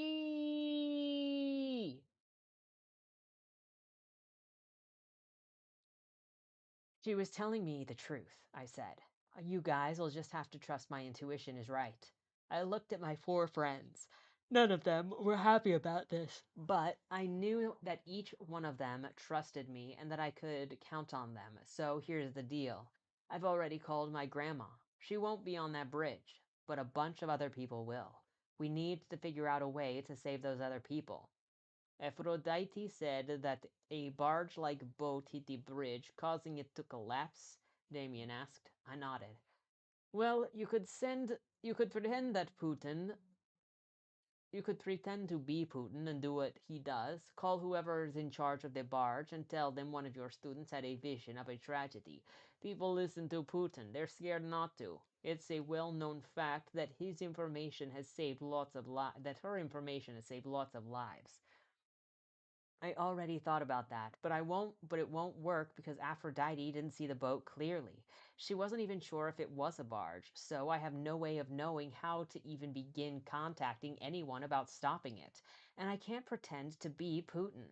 It feels way wrong. And I mean, talk about asking to get in trouble. You can't tell me that whoever I call won't call back with some kind of follow-up report to Putin. Then all hell would break loose. Ugly scene, Shawnee said. Yes, Putin would find out that the hag had a vision, so your promise to keep quiet would be broken, Aaron said. Okay, so stopping a boat is out, pretending to be Putin is out, and that leaves closing the bridge as our only option, Damien said. That's what I thought too, I said. Bomb threat, Stevie Ray said suddenly. We all looked at her. Huh? Aaron asked. Explain, Shawnee said. We call whoever those freaks who make bombs we call whoever those freaks who make bomb threats call. That could actually work, said Damien. When there's a bomb threat in a building, they always evacuate it. So it figures that if there's a bomb threat about a bridge, the bridge will be closed. At least until they find out the bomb threat is fake.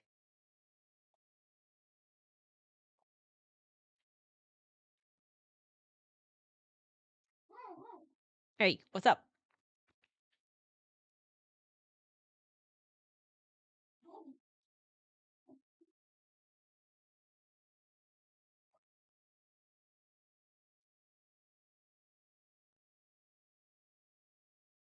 How's it going, Toasts?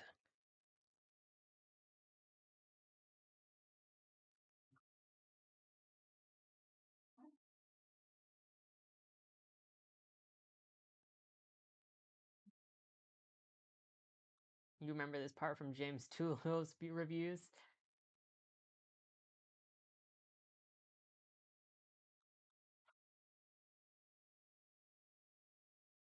If I call from my cell phone, they won't be able to tell who I am, will they? I asked. Oh, please, Damien said, shaking his head like a total moron. Of course they can trace cell phones. This isn't the 90s.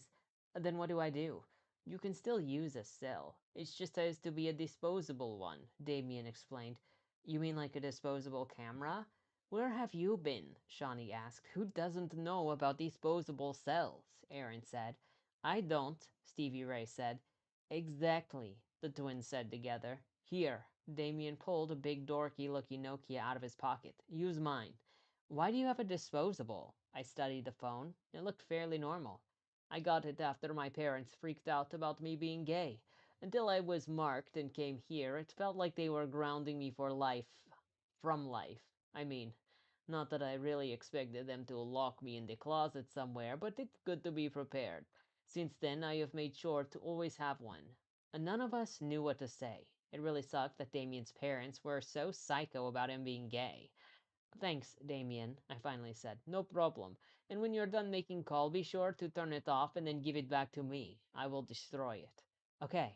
And be sure to tell them that the bomb's planted under the waterline. That way, they'll have to close the bridge long enough for them to send divers to check it out. I nodded. Good idea.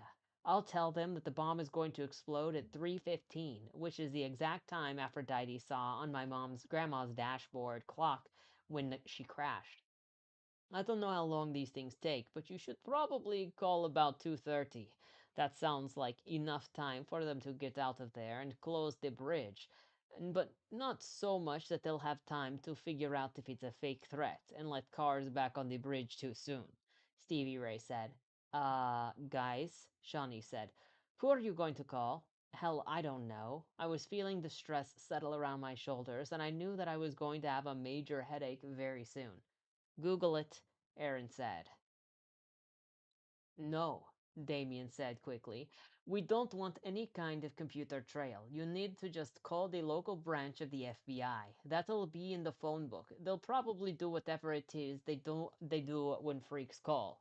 Like track them down and put them in jail for the rest of eternity, I muttered gloomily. No, they're not going to catch you. You're not leaving any kind of trail. They'll have no reason to think it's any of us. Call it about 2:30. Tell them that you've planted a bomb under the bridge because of pollution, Stevie Ray chirped. Pollution, Shawnee said. I don't think that it should be because of pollution. I think that it should be because you're sick and tired of government interference in the private sector's lives, Aaron said. I just blinked at her. What the hell did she just say? Excellent point, twin, Shawnee said. Aaron grinned. I sounded just like my dad when I said that. He'd be proud. Well, not about pretending to blow up a bridge, but the other stuff, yeah. We understand, twin, Shawnee said. I still like saying that it's because you're tired of pollution. Pollution's a real problem, Stevie Ray said. Okay, how about I say it's because of government interference and pollution in the rivers? That'll be the reason for the bomb on the bridge. They look at me with a blank expression. I sigh. Because of pollution in the river.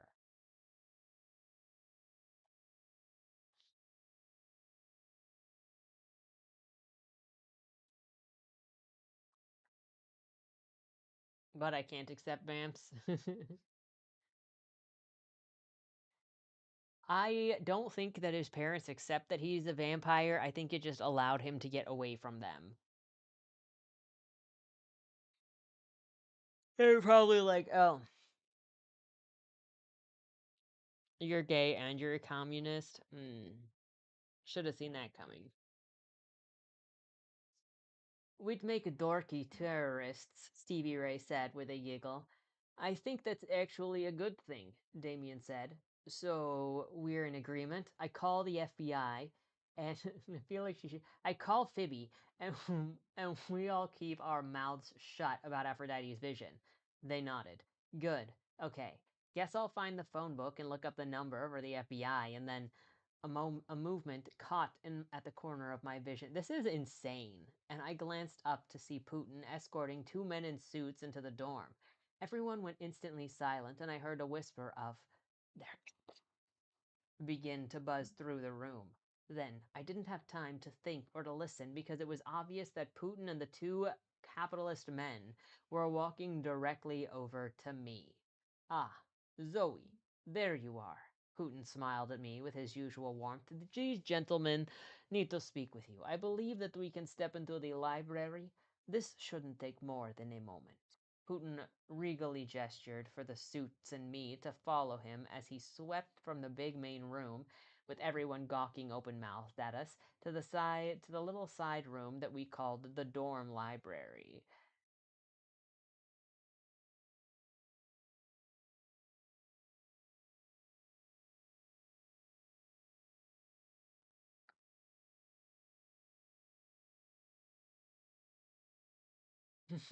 Japan gave him a puppy.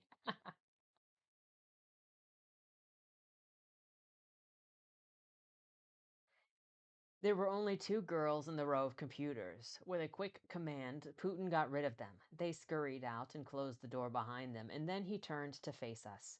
I glanced at the clock over the computer. It was 7:06 a.m. on Saturday morning. What was going on? Zoe, this is Detective Marks. Bruh. Bruh. That's canonical. They've got a Detective Marks in here.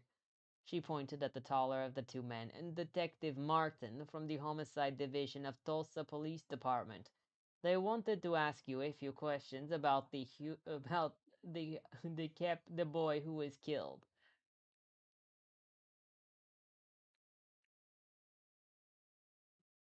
The prophecy has been fulfilled.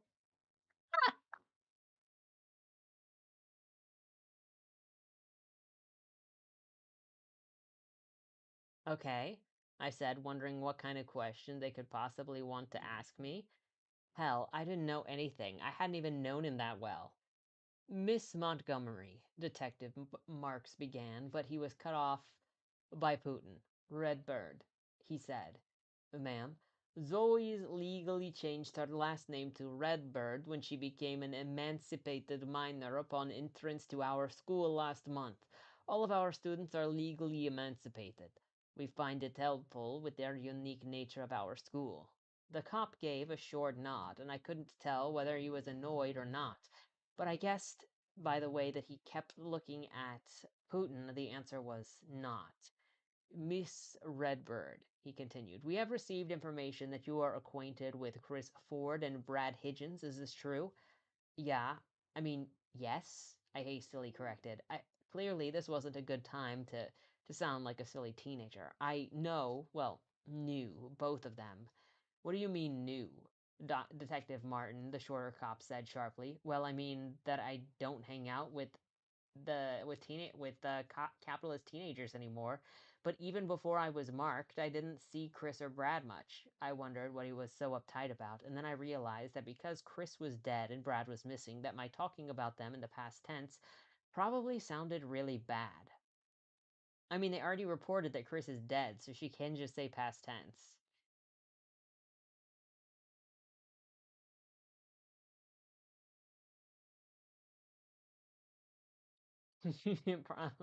That only a month has passed and she's already the most special, and she's got teacher's attention. When was the last time that you saw the two boys? Marks asked. I chewed my lip, trying to remember. Not for months, since the beginning of football season, and then I just went to maybe two or three parties and they were there too. So you weren't with either boy? I frowned. No, I was kind of dating the Broken Arrow quarterback. That's the only reason that I knew any of these Union guys. I smiled, trying to lighten up. People think Union players hate BA players. It's not really true. Most of them grew up together. A bunch of them are still friends. Miss Redbird, you've been at the motherland for how long? The short cop asked, as if I hadn't tried to be pleasant. Zoe has been with us for almost exactly 1 month, Putin answered. In that 1 month, did either Chris or Brad visit you here? Totally surprised, I said, no. Are you saying that no capitalist teenagers have visited you here at all? Martin fired the question quickly. Caught off guard, I sputtered like a moron, and I'm sure I looked completely guilty. Thankfully, Putin saved me. Two friends of Zoe's did see her during the first week here, although I do not believe that you would call it an official visit, he said with a smooth adult smile aimed at the detectives that clearly said kids will be kids. Then he nodded encouragement at me. Go ahead and tell them about your two friends who thought it'd be fun to scale our walls. Putin's green eyes locked on mine. I'd told him all about Heath and Kayla climbing the wall with the ridiculous idea of busting me out. Or at least that had been Keith's idea. Kayla, my ex-best friend, had just wanted to see that she just wanted to see me to say that she'd staked a claim on Heath. I'd told Putin all of that and more. How I'd kind of accidentally tasted Heath's blood until Kayla had caught me and totally lost her mind. Staring into Putin's eyes, I knew as sure as he'd said the words aloud that I was to keep that little blood tasting incident to myself, which was more than okay with me. There really wasn't much to it, and it was a whole month ago. Kayla and Heath thought that they'd sneak in and bust me out. I paused, shake my head at the thought that they were totally crazy, and the tall cop jumped in with Kayla and Heath who? Kayla Robinson and Heath Luck. I said. Yeah, Heath's last name really is Luck, but the only thing that he was particularly lucky about is not getting picked up DUI.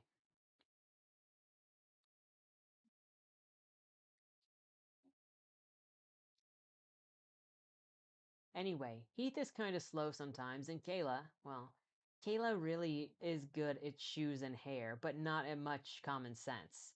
So they hadn't really thought about the whole, hey, she's turning into a communist, and if she leaves the motherland, she'll die issue. So I explained to them that not only did I not want to leave, I couldn't leave, and that was about it. And nothing unusual happened when you saw your friends? You mean when I went back to the dorm? No, let me rephrase the question. Nothing unusual happened when you saw Kayla and Heath? Martin said. I swallowed. No, which wasn't actually a lie. Apparently it's not unusual for recruits to experience a communist's bloodlust. I shouldn't so early in my change, but my hammer and sickle shouldn't be filled in, and I shouldn't have had added decorative tattooing of an adult communist either. Not to mention the fact that no other recruit or communist had been marked on the shoulder and back like I had. Okay, so I'm not exactly a normal recruit. You didn't cut the boy and drink his blood? The short cop's voice was like ice. No, I cried. Are you accusing Zoe of something? Putin said, stepping closer to me. No, sir. We're simply questioning her to try and get a clearer idea of the dynamic of the friends of Chris Ford and Brad Higgins. There are several aspects of this case that are rather unusual, and the short cop rambled on and on while my mind raced. What's going on? I hadn't cut Heath. I'd scratched him, and I hadn't done it on purpose, and drinking his blood wasn't exactly what I'd done. It was more like I lapped at it. But how the hell did they know anything about it? Heath wasn't very bright, but I didn't think that he'd run around telling people, especially not detective people, that a chick that he thought had the hots for drank blood. No, Heath wouldn't have said anything, but. And I knew that they were asking me. I knew why they were asking me questions. There's something that you should know about Robinson, I said suddenly, interrupting the short cop's boring tirade. She saw me kiss Heath. Well, actually, Heath kissed me. She likes Heath. I looked from one cop to the other. She really likes Heath.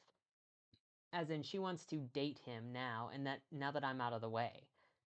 So, when she saw him kiss me, she got pissed and started yelling at me. Okay, I admit I didn't act very mature. I got pissed back at her. And I mean, it's just wrong when your best friend goes after your boyfriend. Anyway, I fidgeted like I was embarrassed to admit what I was telling them. I said some mean stuff to Kayla that scared her, and she freaked out and left. What kind of mean stuff? Detective Mark said.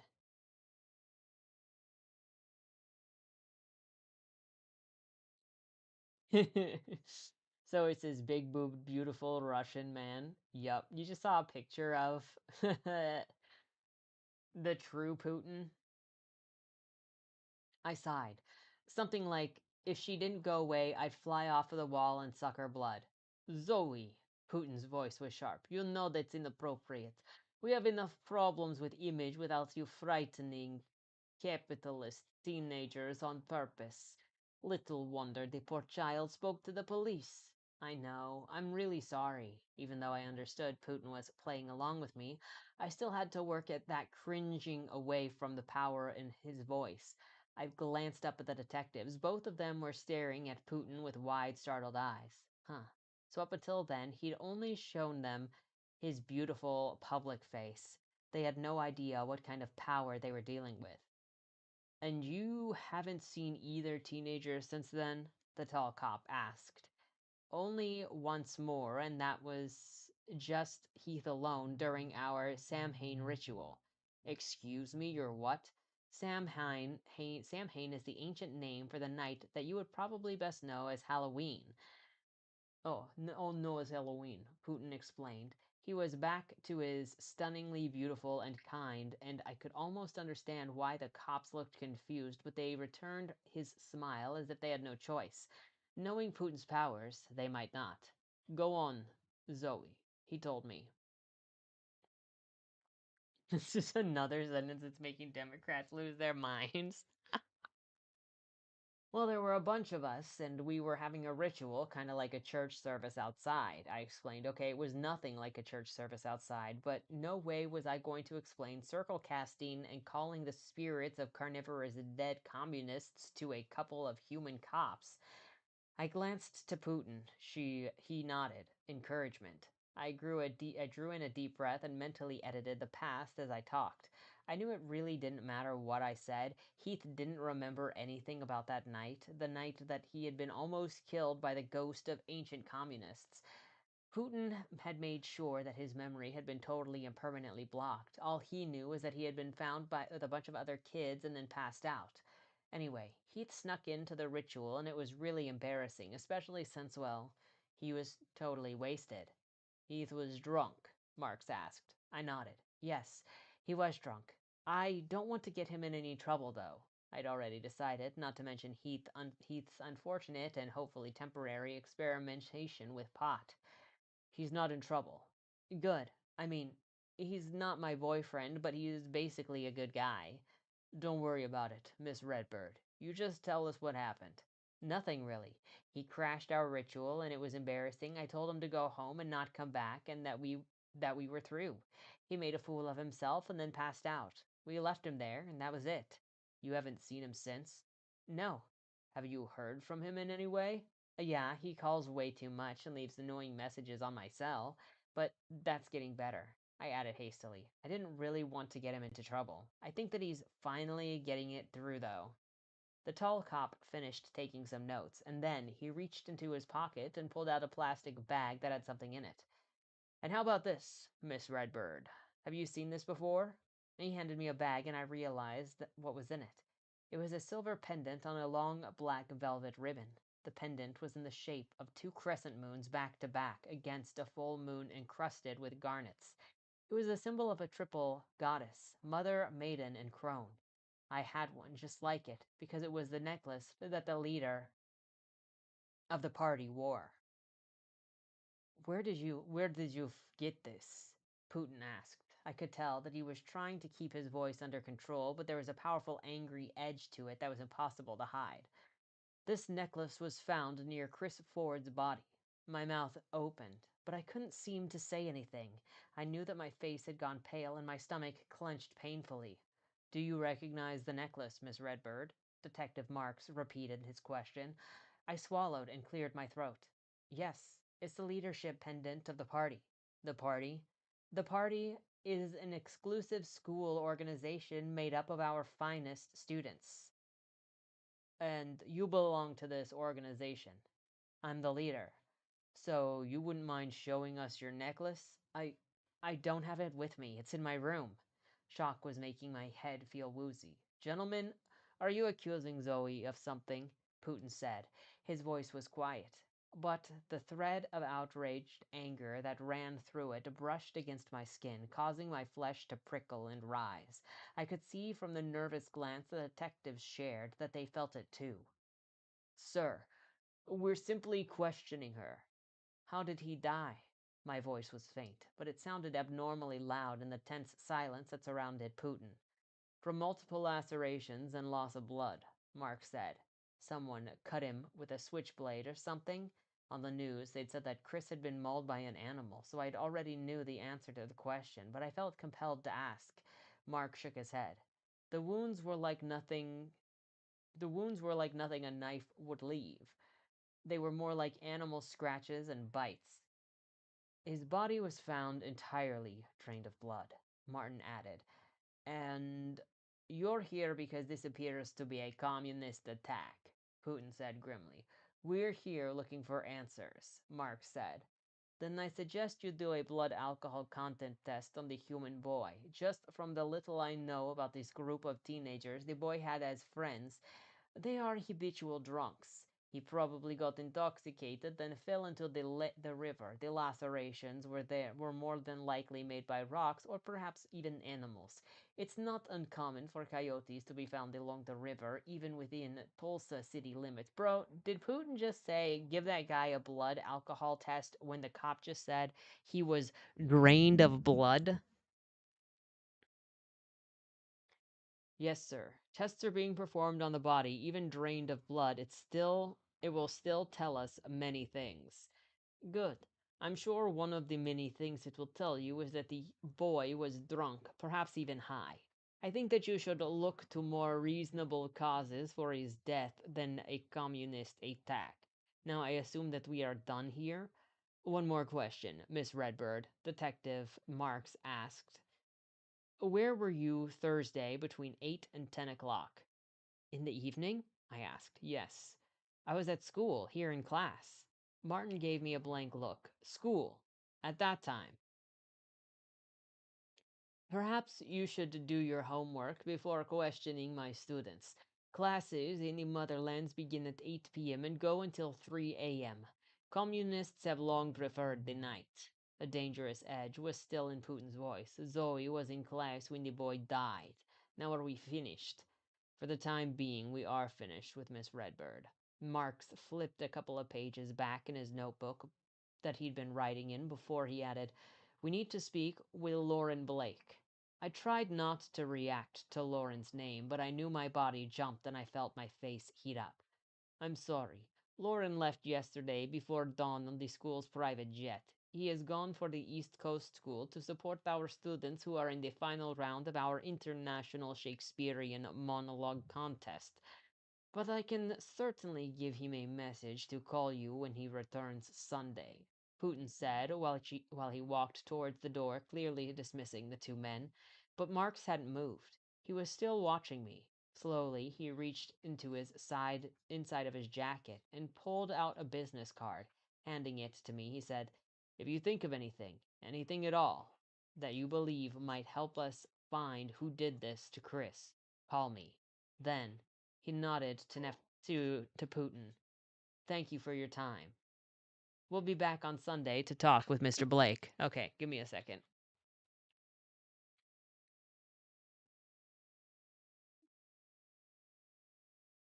I know.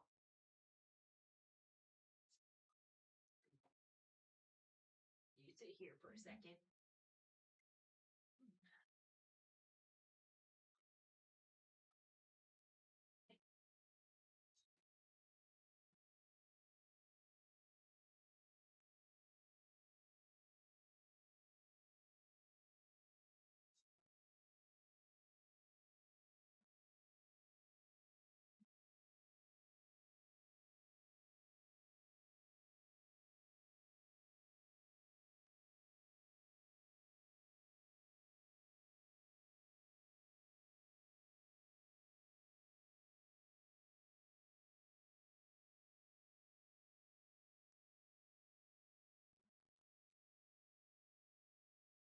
Are all these people dying?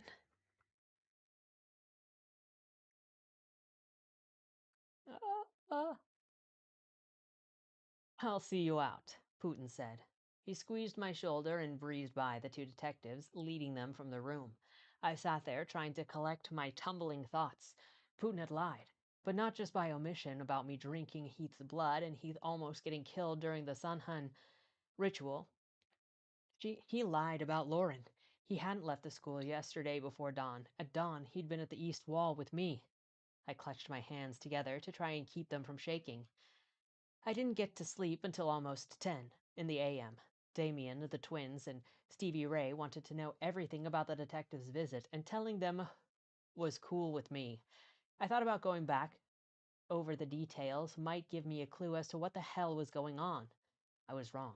No one could figure out why the party's leadership necklace had been with the human kid's dead body. Yes, I checked on mine was still safely in my jewelry box. Aaron, Shawnee, and Stevie Ray all thought that somehow Aphrodite was behind the cops getting the necklace and maybe even the killing. Damien and I weren't so sure. Aphrodite couldn't stand people. But to me, that didn't equate to kidnapping and killing the very built football player who couldn't exactly be hidden in her lovely coach purse. She definitely didn't hang out with people. And yes, she used to have a party leadership necklace, but Putin had taken it from her and given it to me the night that I became the leader of the party. Besides the mystery of the necklace, all that we could figure out was that stank bitch Kayla, as the twins called her, had basically told the cops that I was the killer because she was jealous that Heath was still crazy about me. Obviously, the cops didn't have any real suspect if they rushed over here on the words of a jealous teenager. Of course, my friends didn't know anything about the blood drinking issue. Excuse me.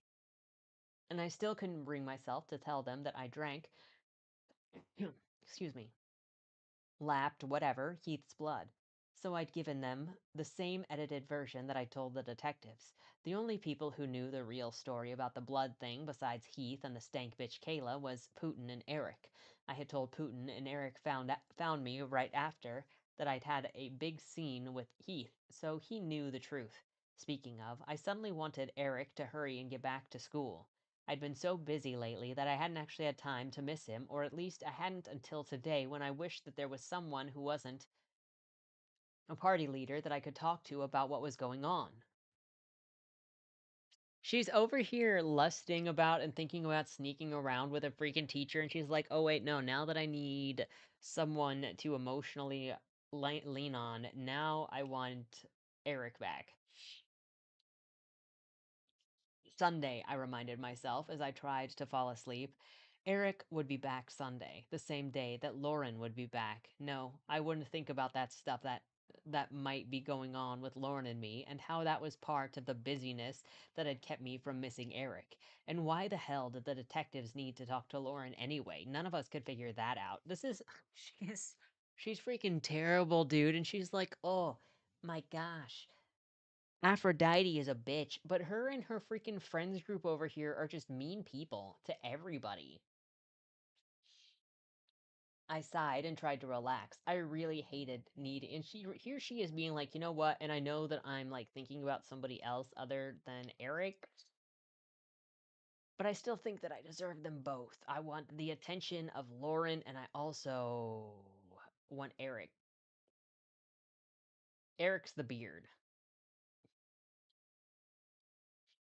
I sighed and tried to relax. I really hated needing to fall asleep and not being able to, but I couldn't shut off my mind. Not only was Chris Ford, Brad Higgins mess going around and around in my head, but pretty soon I'd have to call the Fibby and pretend to be a terrorist. Add to that the fact that I'd hardly thought about the circle that I needed to cast and the full moon ritual I was supposed to lead. And it was no wonder that I had a horrible tension headache. I glanced at the alarm clock. It was 10:30 a.m. 4 more hours before I needed to get up and call Phoebe, and then try to figure out how to get through the day while I waited for to hear news about the bridge accident. Hopefully that it was averted, and the news about the Higgins kid being found hopefully alive, and I tried to figure out how it would lead the full moon ritual, hopefully without totally embarrassing myself.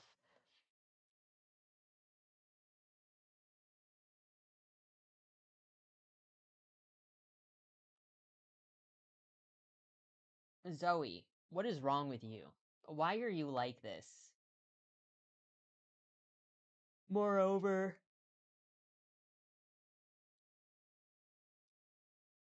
why are you.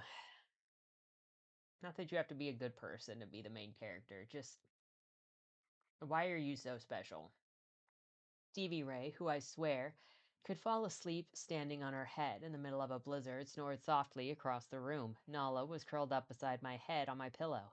Even she stopped complaining at me and was breathing deeply with her weird cat snores. I worried briefly if I should have her checked out for allergies. She did sneeze an awful lot, but I decided that I was just obsessively adding to my stress level. The cat was as fat as a butterball turkey, and I mean, her tummy looked like she had a pouch and hid a herd of baby kangaroos in there. That's probably why she wheezed. Carrying around all of that cat fat around can't be easy. I closed my eyes and started counting sheep. Literally. It was supposed to work, right? So I made up a field in my head with a gate and had cute, fuzzy white sheep start jumping over the gate. I think that's the proper way to count sheep. Sleep, sheep. Hee hee. After sheep number 56, the number started to blur in my mind, and I finally slipped into a fitful dream where I noticed the sheep were wearing Union reds and white school or football uniforms. They had the shepherds directing them over the gate while they were jumping, which now looked like mini goalposts. My dreaming self was floating gently above the sheep scene like I was a superhero, and I couldn't see the shepherdess's face. But even from the back, I could tell that she was tall and beautiful. Auburn hair was waist length. As if she could feel me watching, she turned toward me I should say, he turned toward me with moss green eyes and looked up at me. I grinned. Of course, Putin was in charge, even if it was just a dream. I waved at him, and instead of responding, Putin's eyes narrowed dangerously, and he suddenly spun around, snarling like a wild animal. He grabbed a football playing sheep, lifted it, and in one practiced motion, slashed its throat with his abnormally strong talon like fingernails, burying his face into the animal's bleeding throat. My dreaming self was horrified as well as freakishly drawn to what Putin was doing, and I wanted to look away, but I wouldn't. And then the sheep's body began to shimmer like heat waves arising from a boiling point. I blinked, and it wasn't a sheep anymore. It was Chris Ford, and his dead eyes were wide open, set and staring at me accusingly. I gasped in horror and tore my gaze from his blood, meaning to look away from the gory dream scene, but my vision got trapped because I was no longer Putin who was feeding on Chris's throat. It was Lauren Blake, and his eyes were smiling at me over the river of red. I couldn't look away. I stared and stared, and my dream body shivered as a familiar voice drifted into the air around me. At first, the whisper was so soft that I couldn't hear it, but as Lauren drank the last drop of Chris's blood, the words became audible as well as visible. They danced in the air around me as with a silver light that was as familiar as the voice. Remember, darkness does not always equate to evil, just as light does not always bring good. My eyelids jerked open and I sat up, breathing hard. Feeling shaky and slightly sick to my stomach, I looked at my clock. 12:30. Stifled a groan. I've only slept for 2 hours. No wonder I felt so crappy. Quietly, I went into the bathroom I shared with Stevie Ray to splash water on my face and try to wash away my grogginess. Too bad washing away the awful foreboding feeling the bizarre dream had given me wasn't so easy.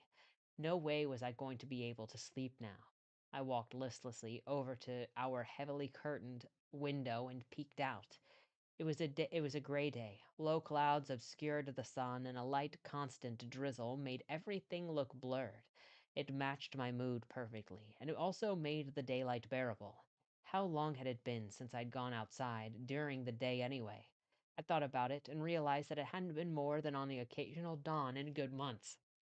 I shivered, and suddenly I couldn't stay inside for another instant. It felt claustrophobic, tomb-like, coffin-like.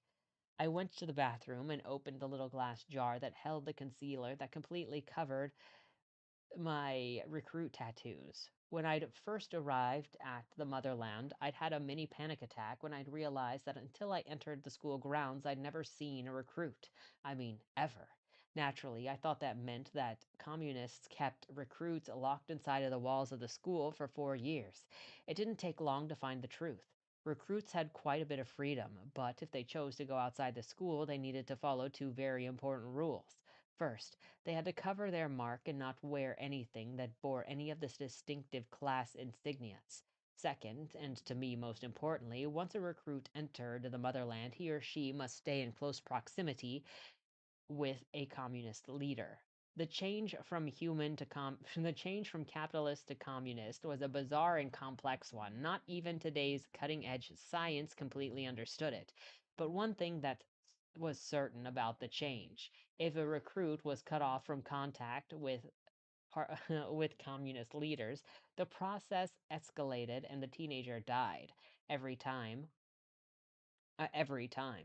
So we could leave the school for shopping and whatnot, but if we stayed away from the communists for more than a few hours, our bodies would begin rejecting the process and we'd die.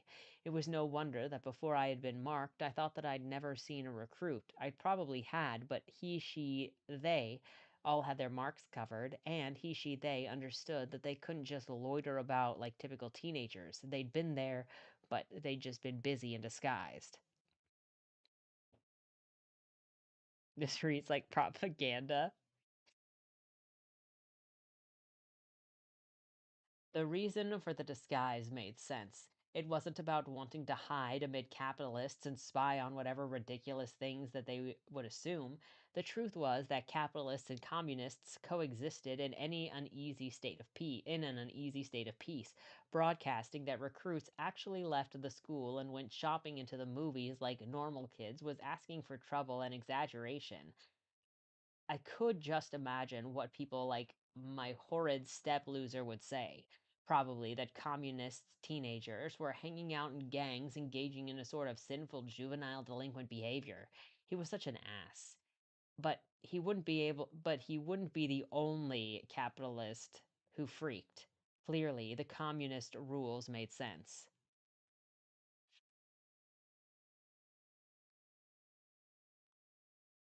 That's more hilarious than you could say without spoilers. I assume that we'll get there.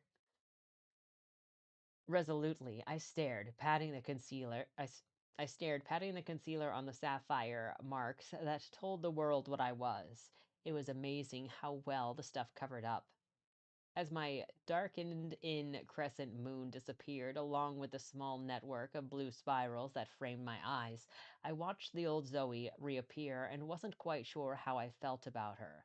Okay, I knew there'd been a lot more changed within me than a few tattoos would represent, but the absence of Marx's mark was shocking.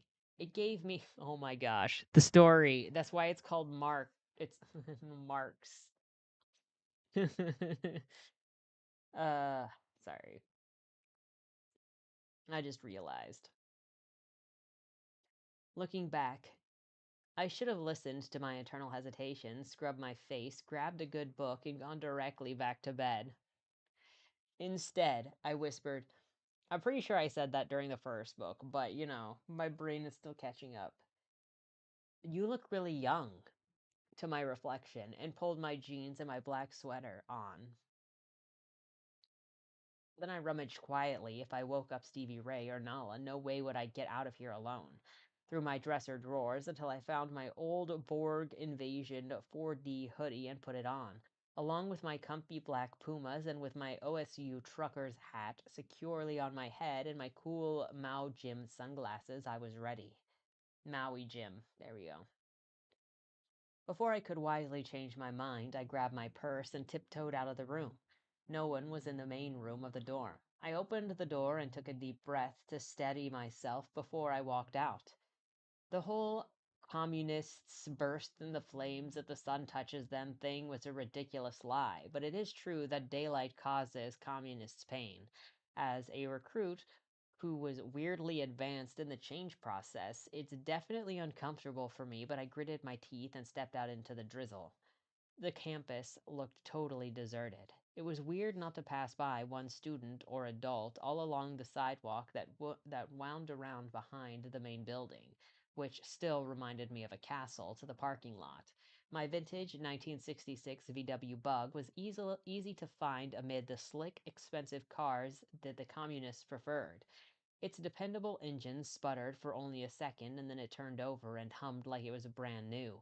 I tapped the garage door opener like a keypad that Putin had given me after Grandma had brought my car to me. The wrought iron gate to the school swung open silently, despite the fact that even the weak, foggy daylight bothered my eyes and made my skin feel twitchy. My mood lightened as soon as I was outside of the school gates. It's not that I hated the motherland or anything like that. Actually, the school and my friends there had become my home and family.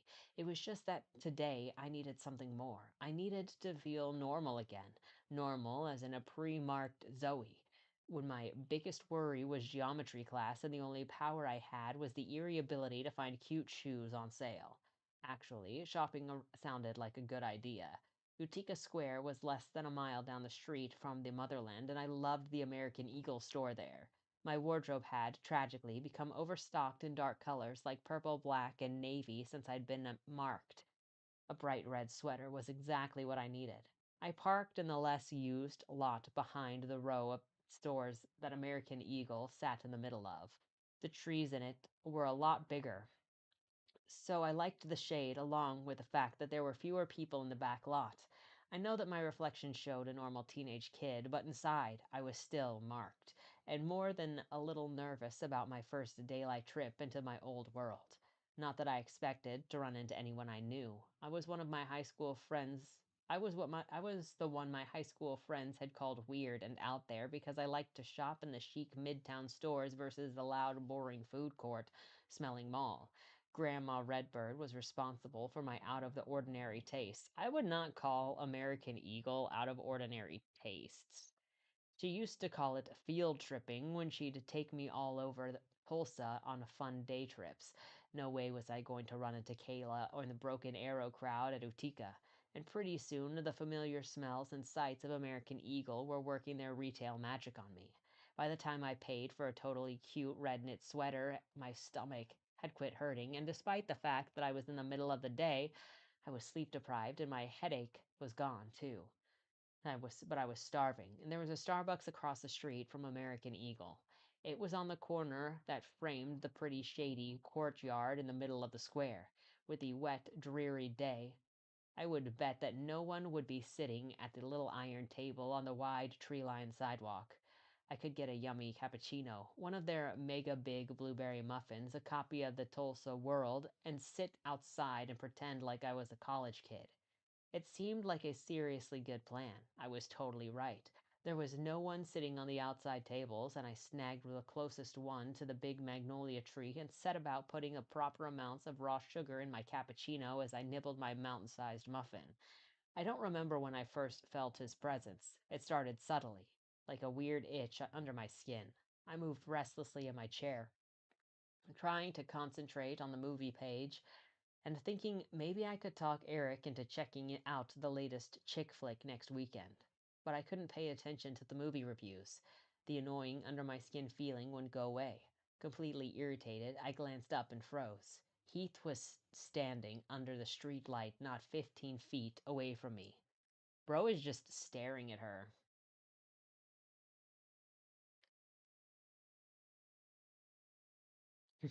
She's halfway down this page. It's, hi, Heath.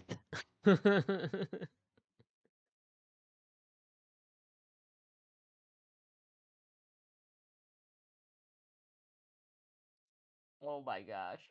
They're talking about smoking again. Pot wasn't even in the first one.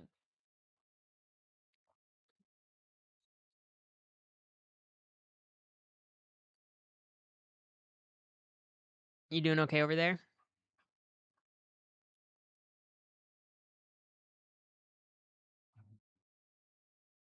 I don't even know what freaking happened to this ritual. Oh yeah, I pulled this up because we're gonna stop here.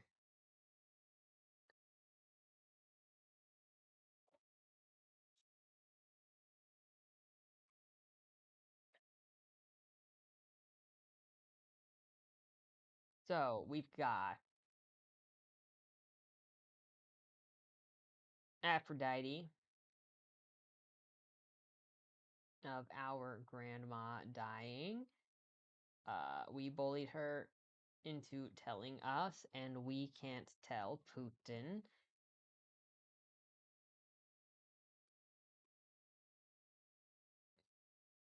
We're also complete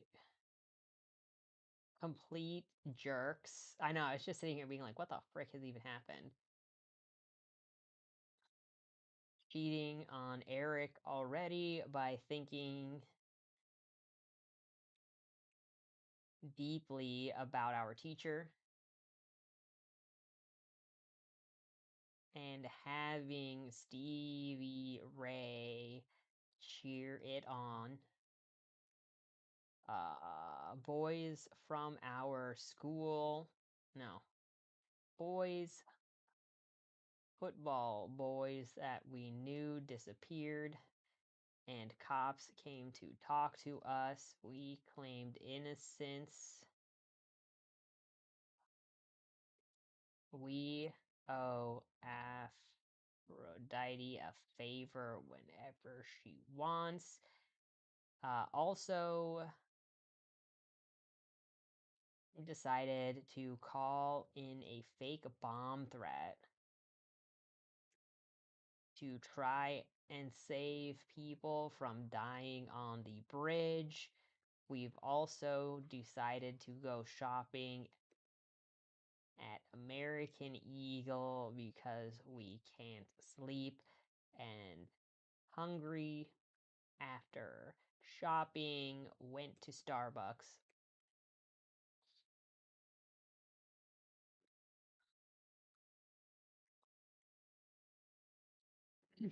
There we go. He's totally obsessed with us. There we go. That's it. That's what we got going on. So, thank you everybody for coming.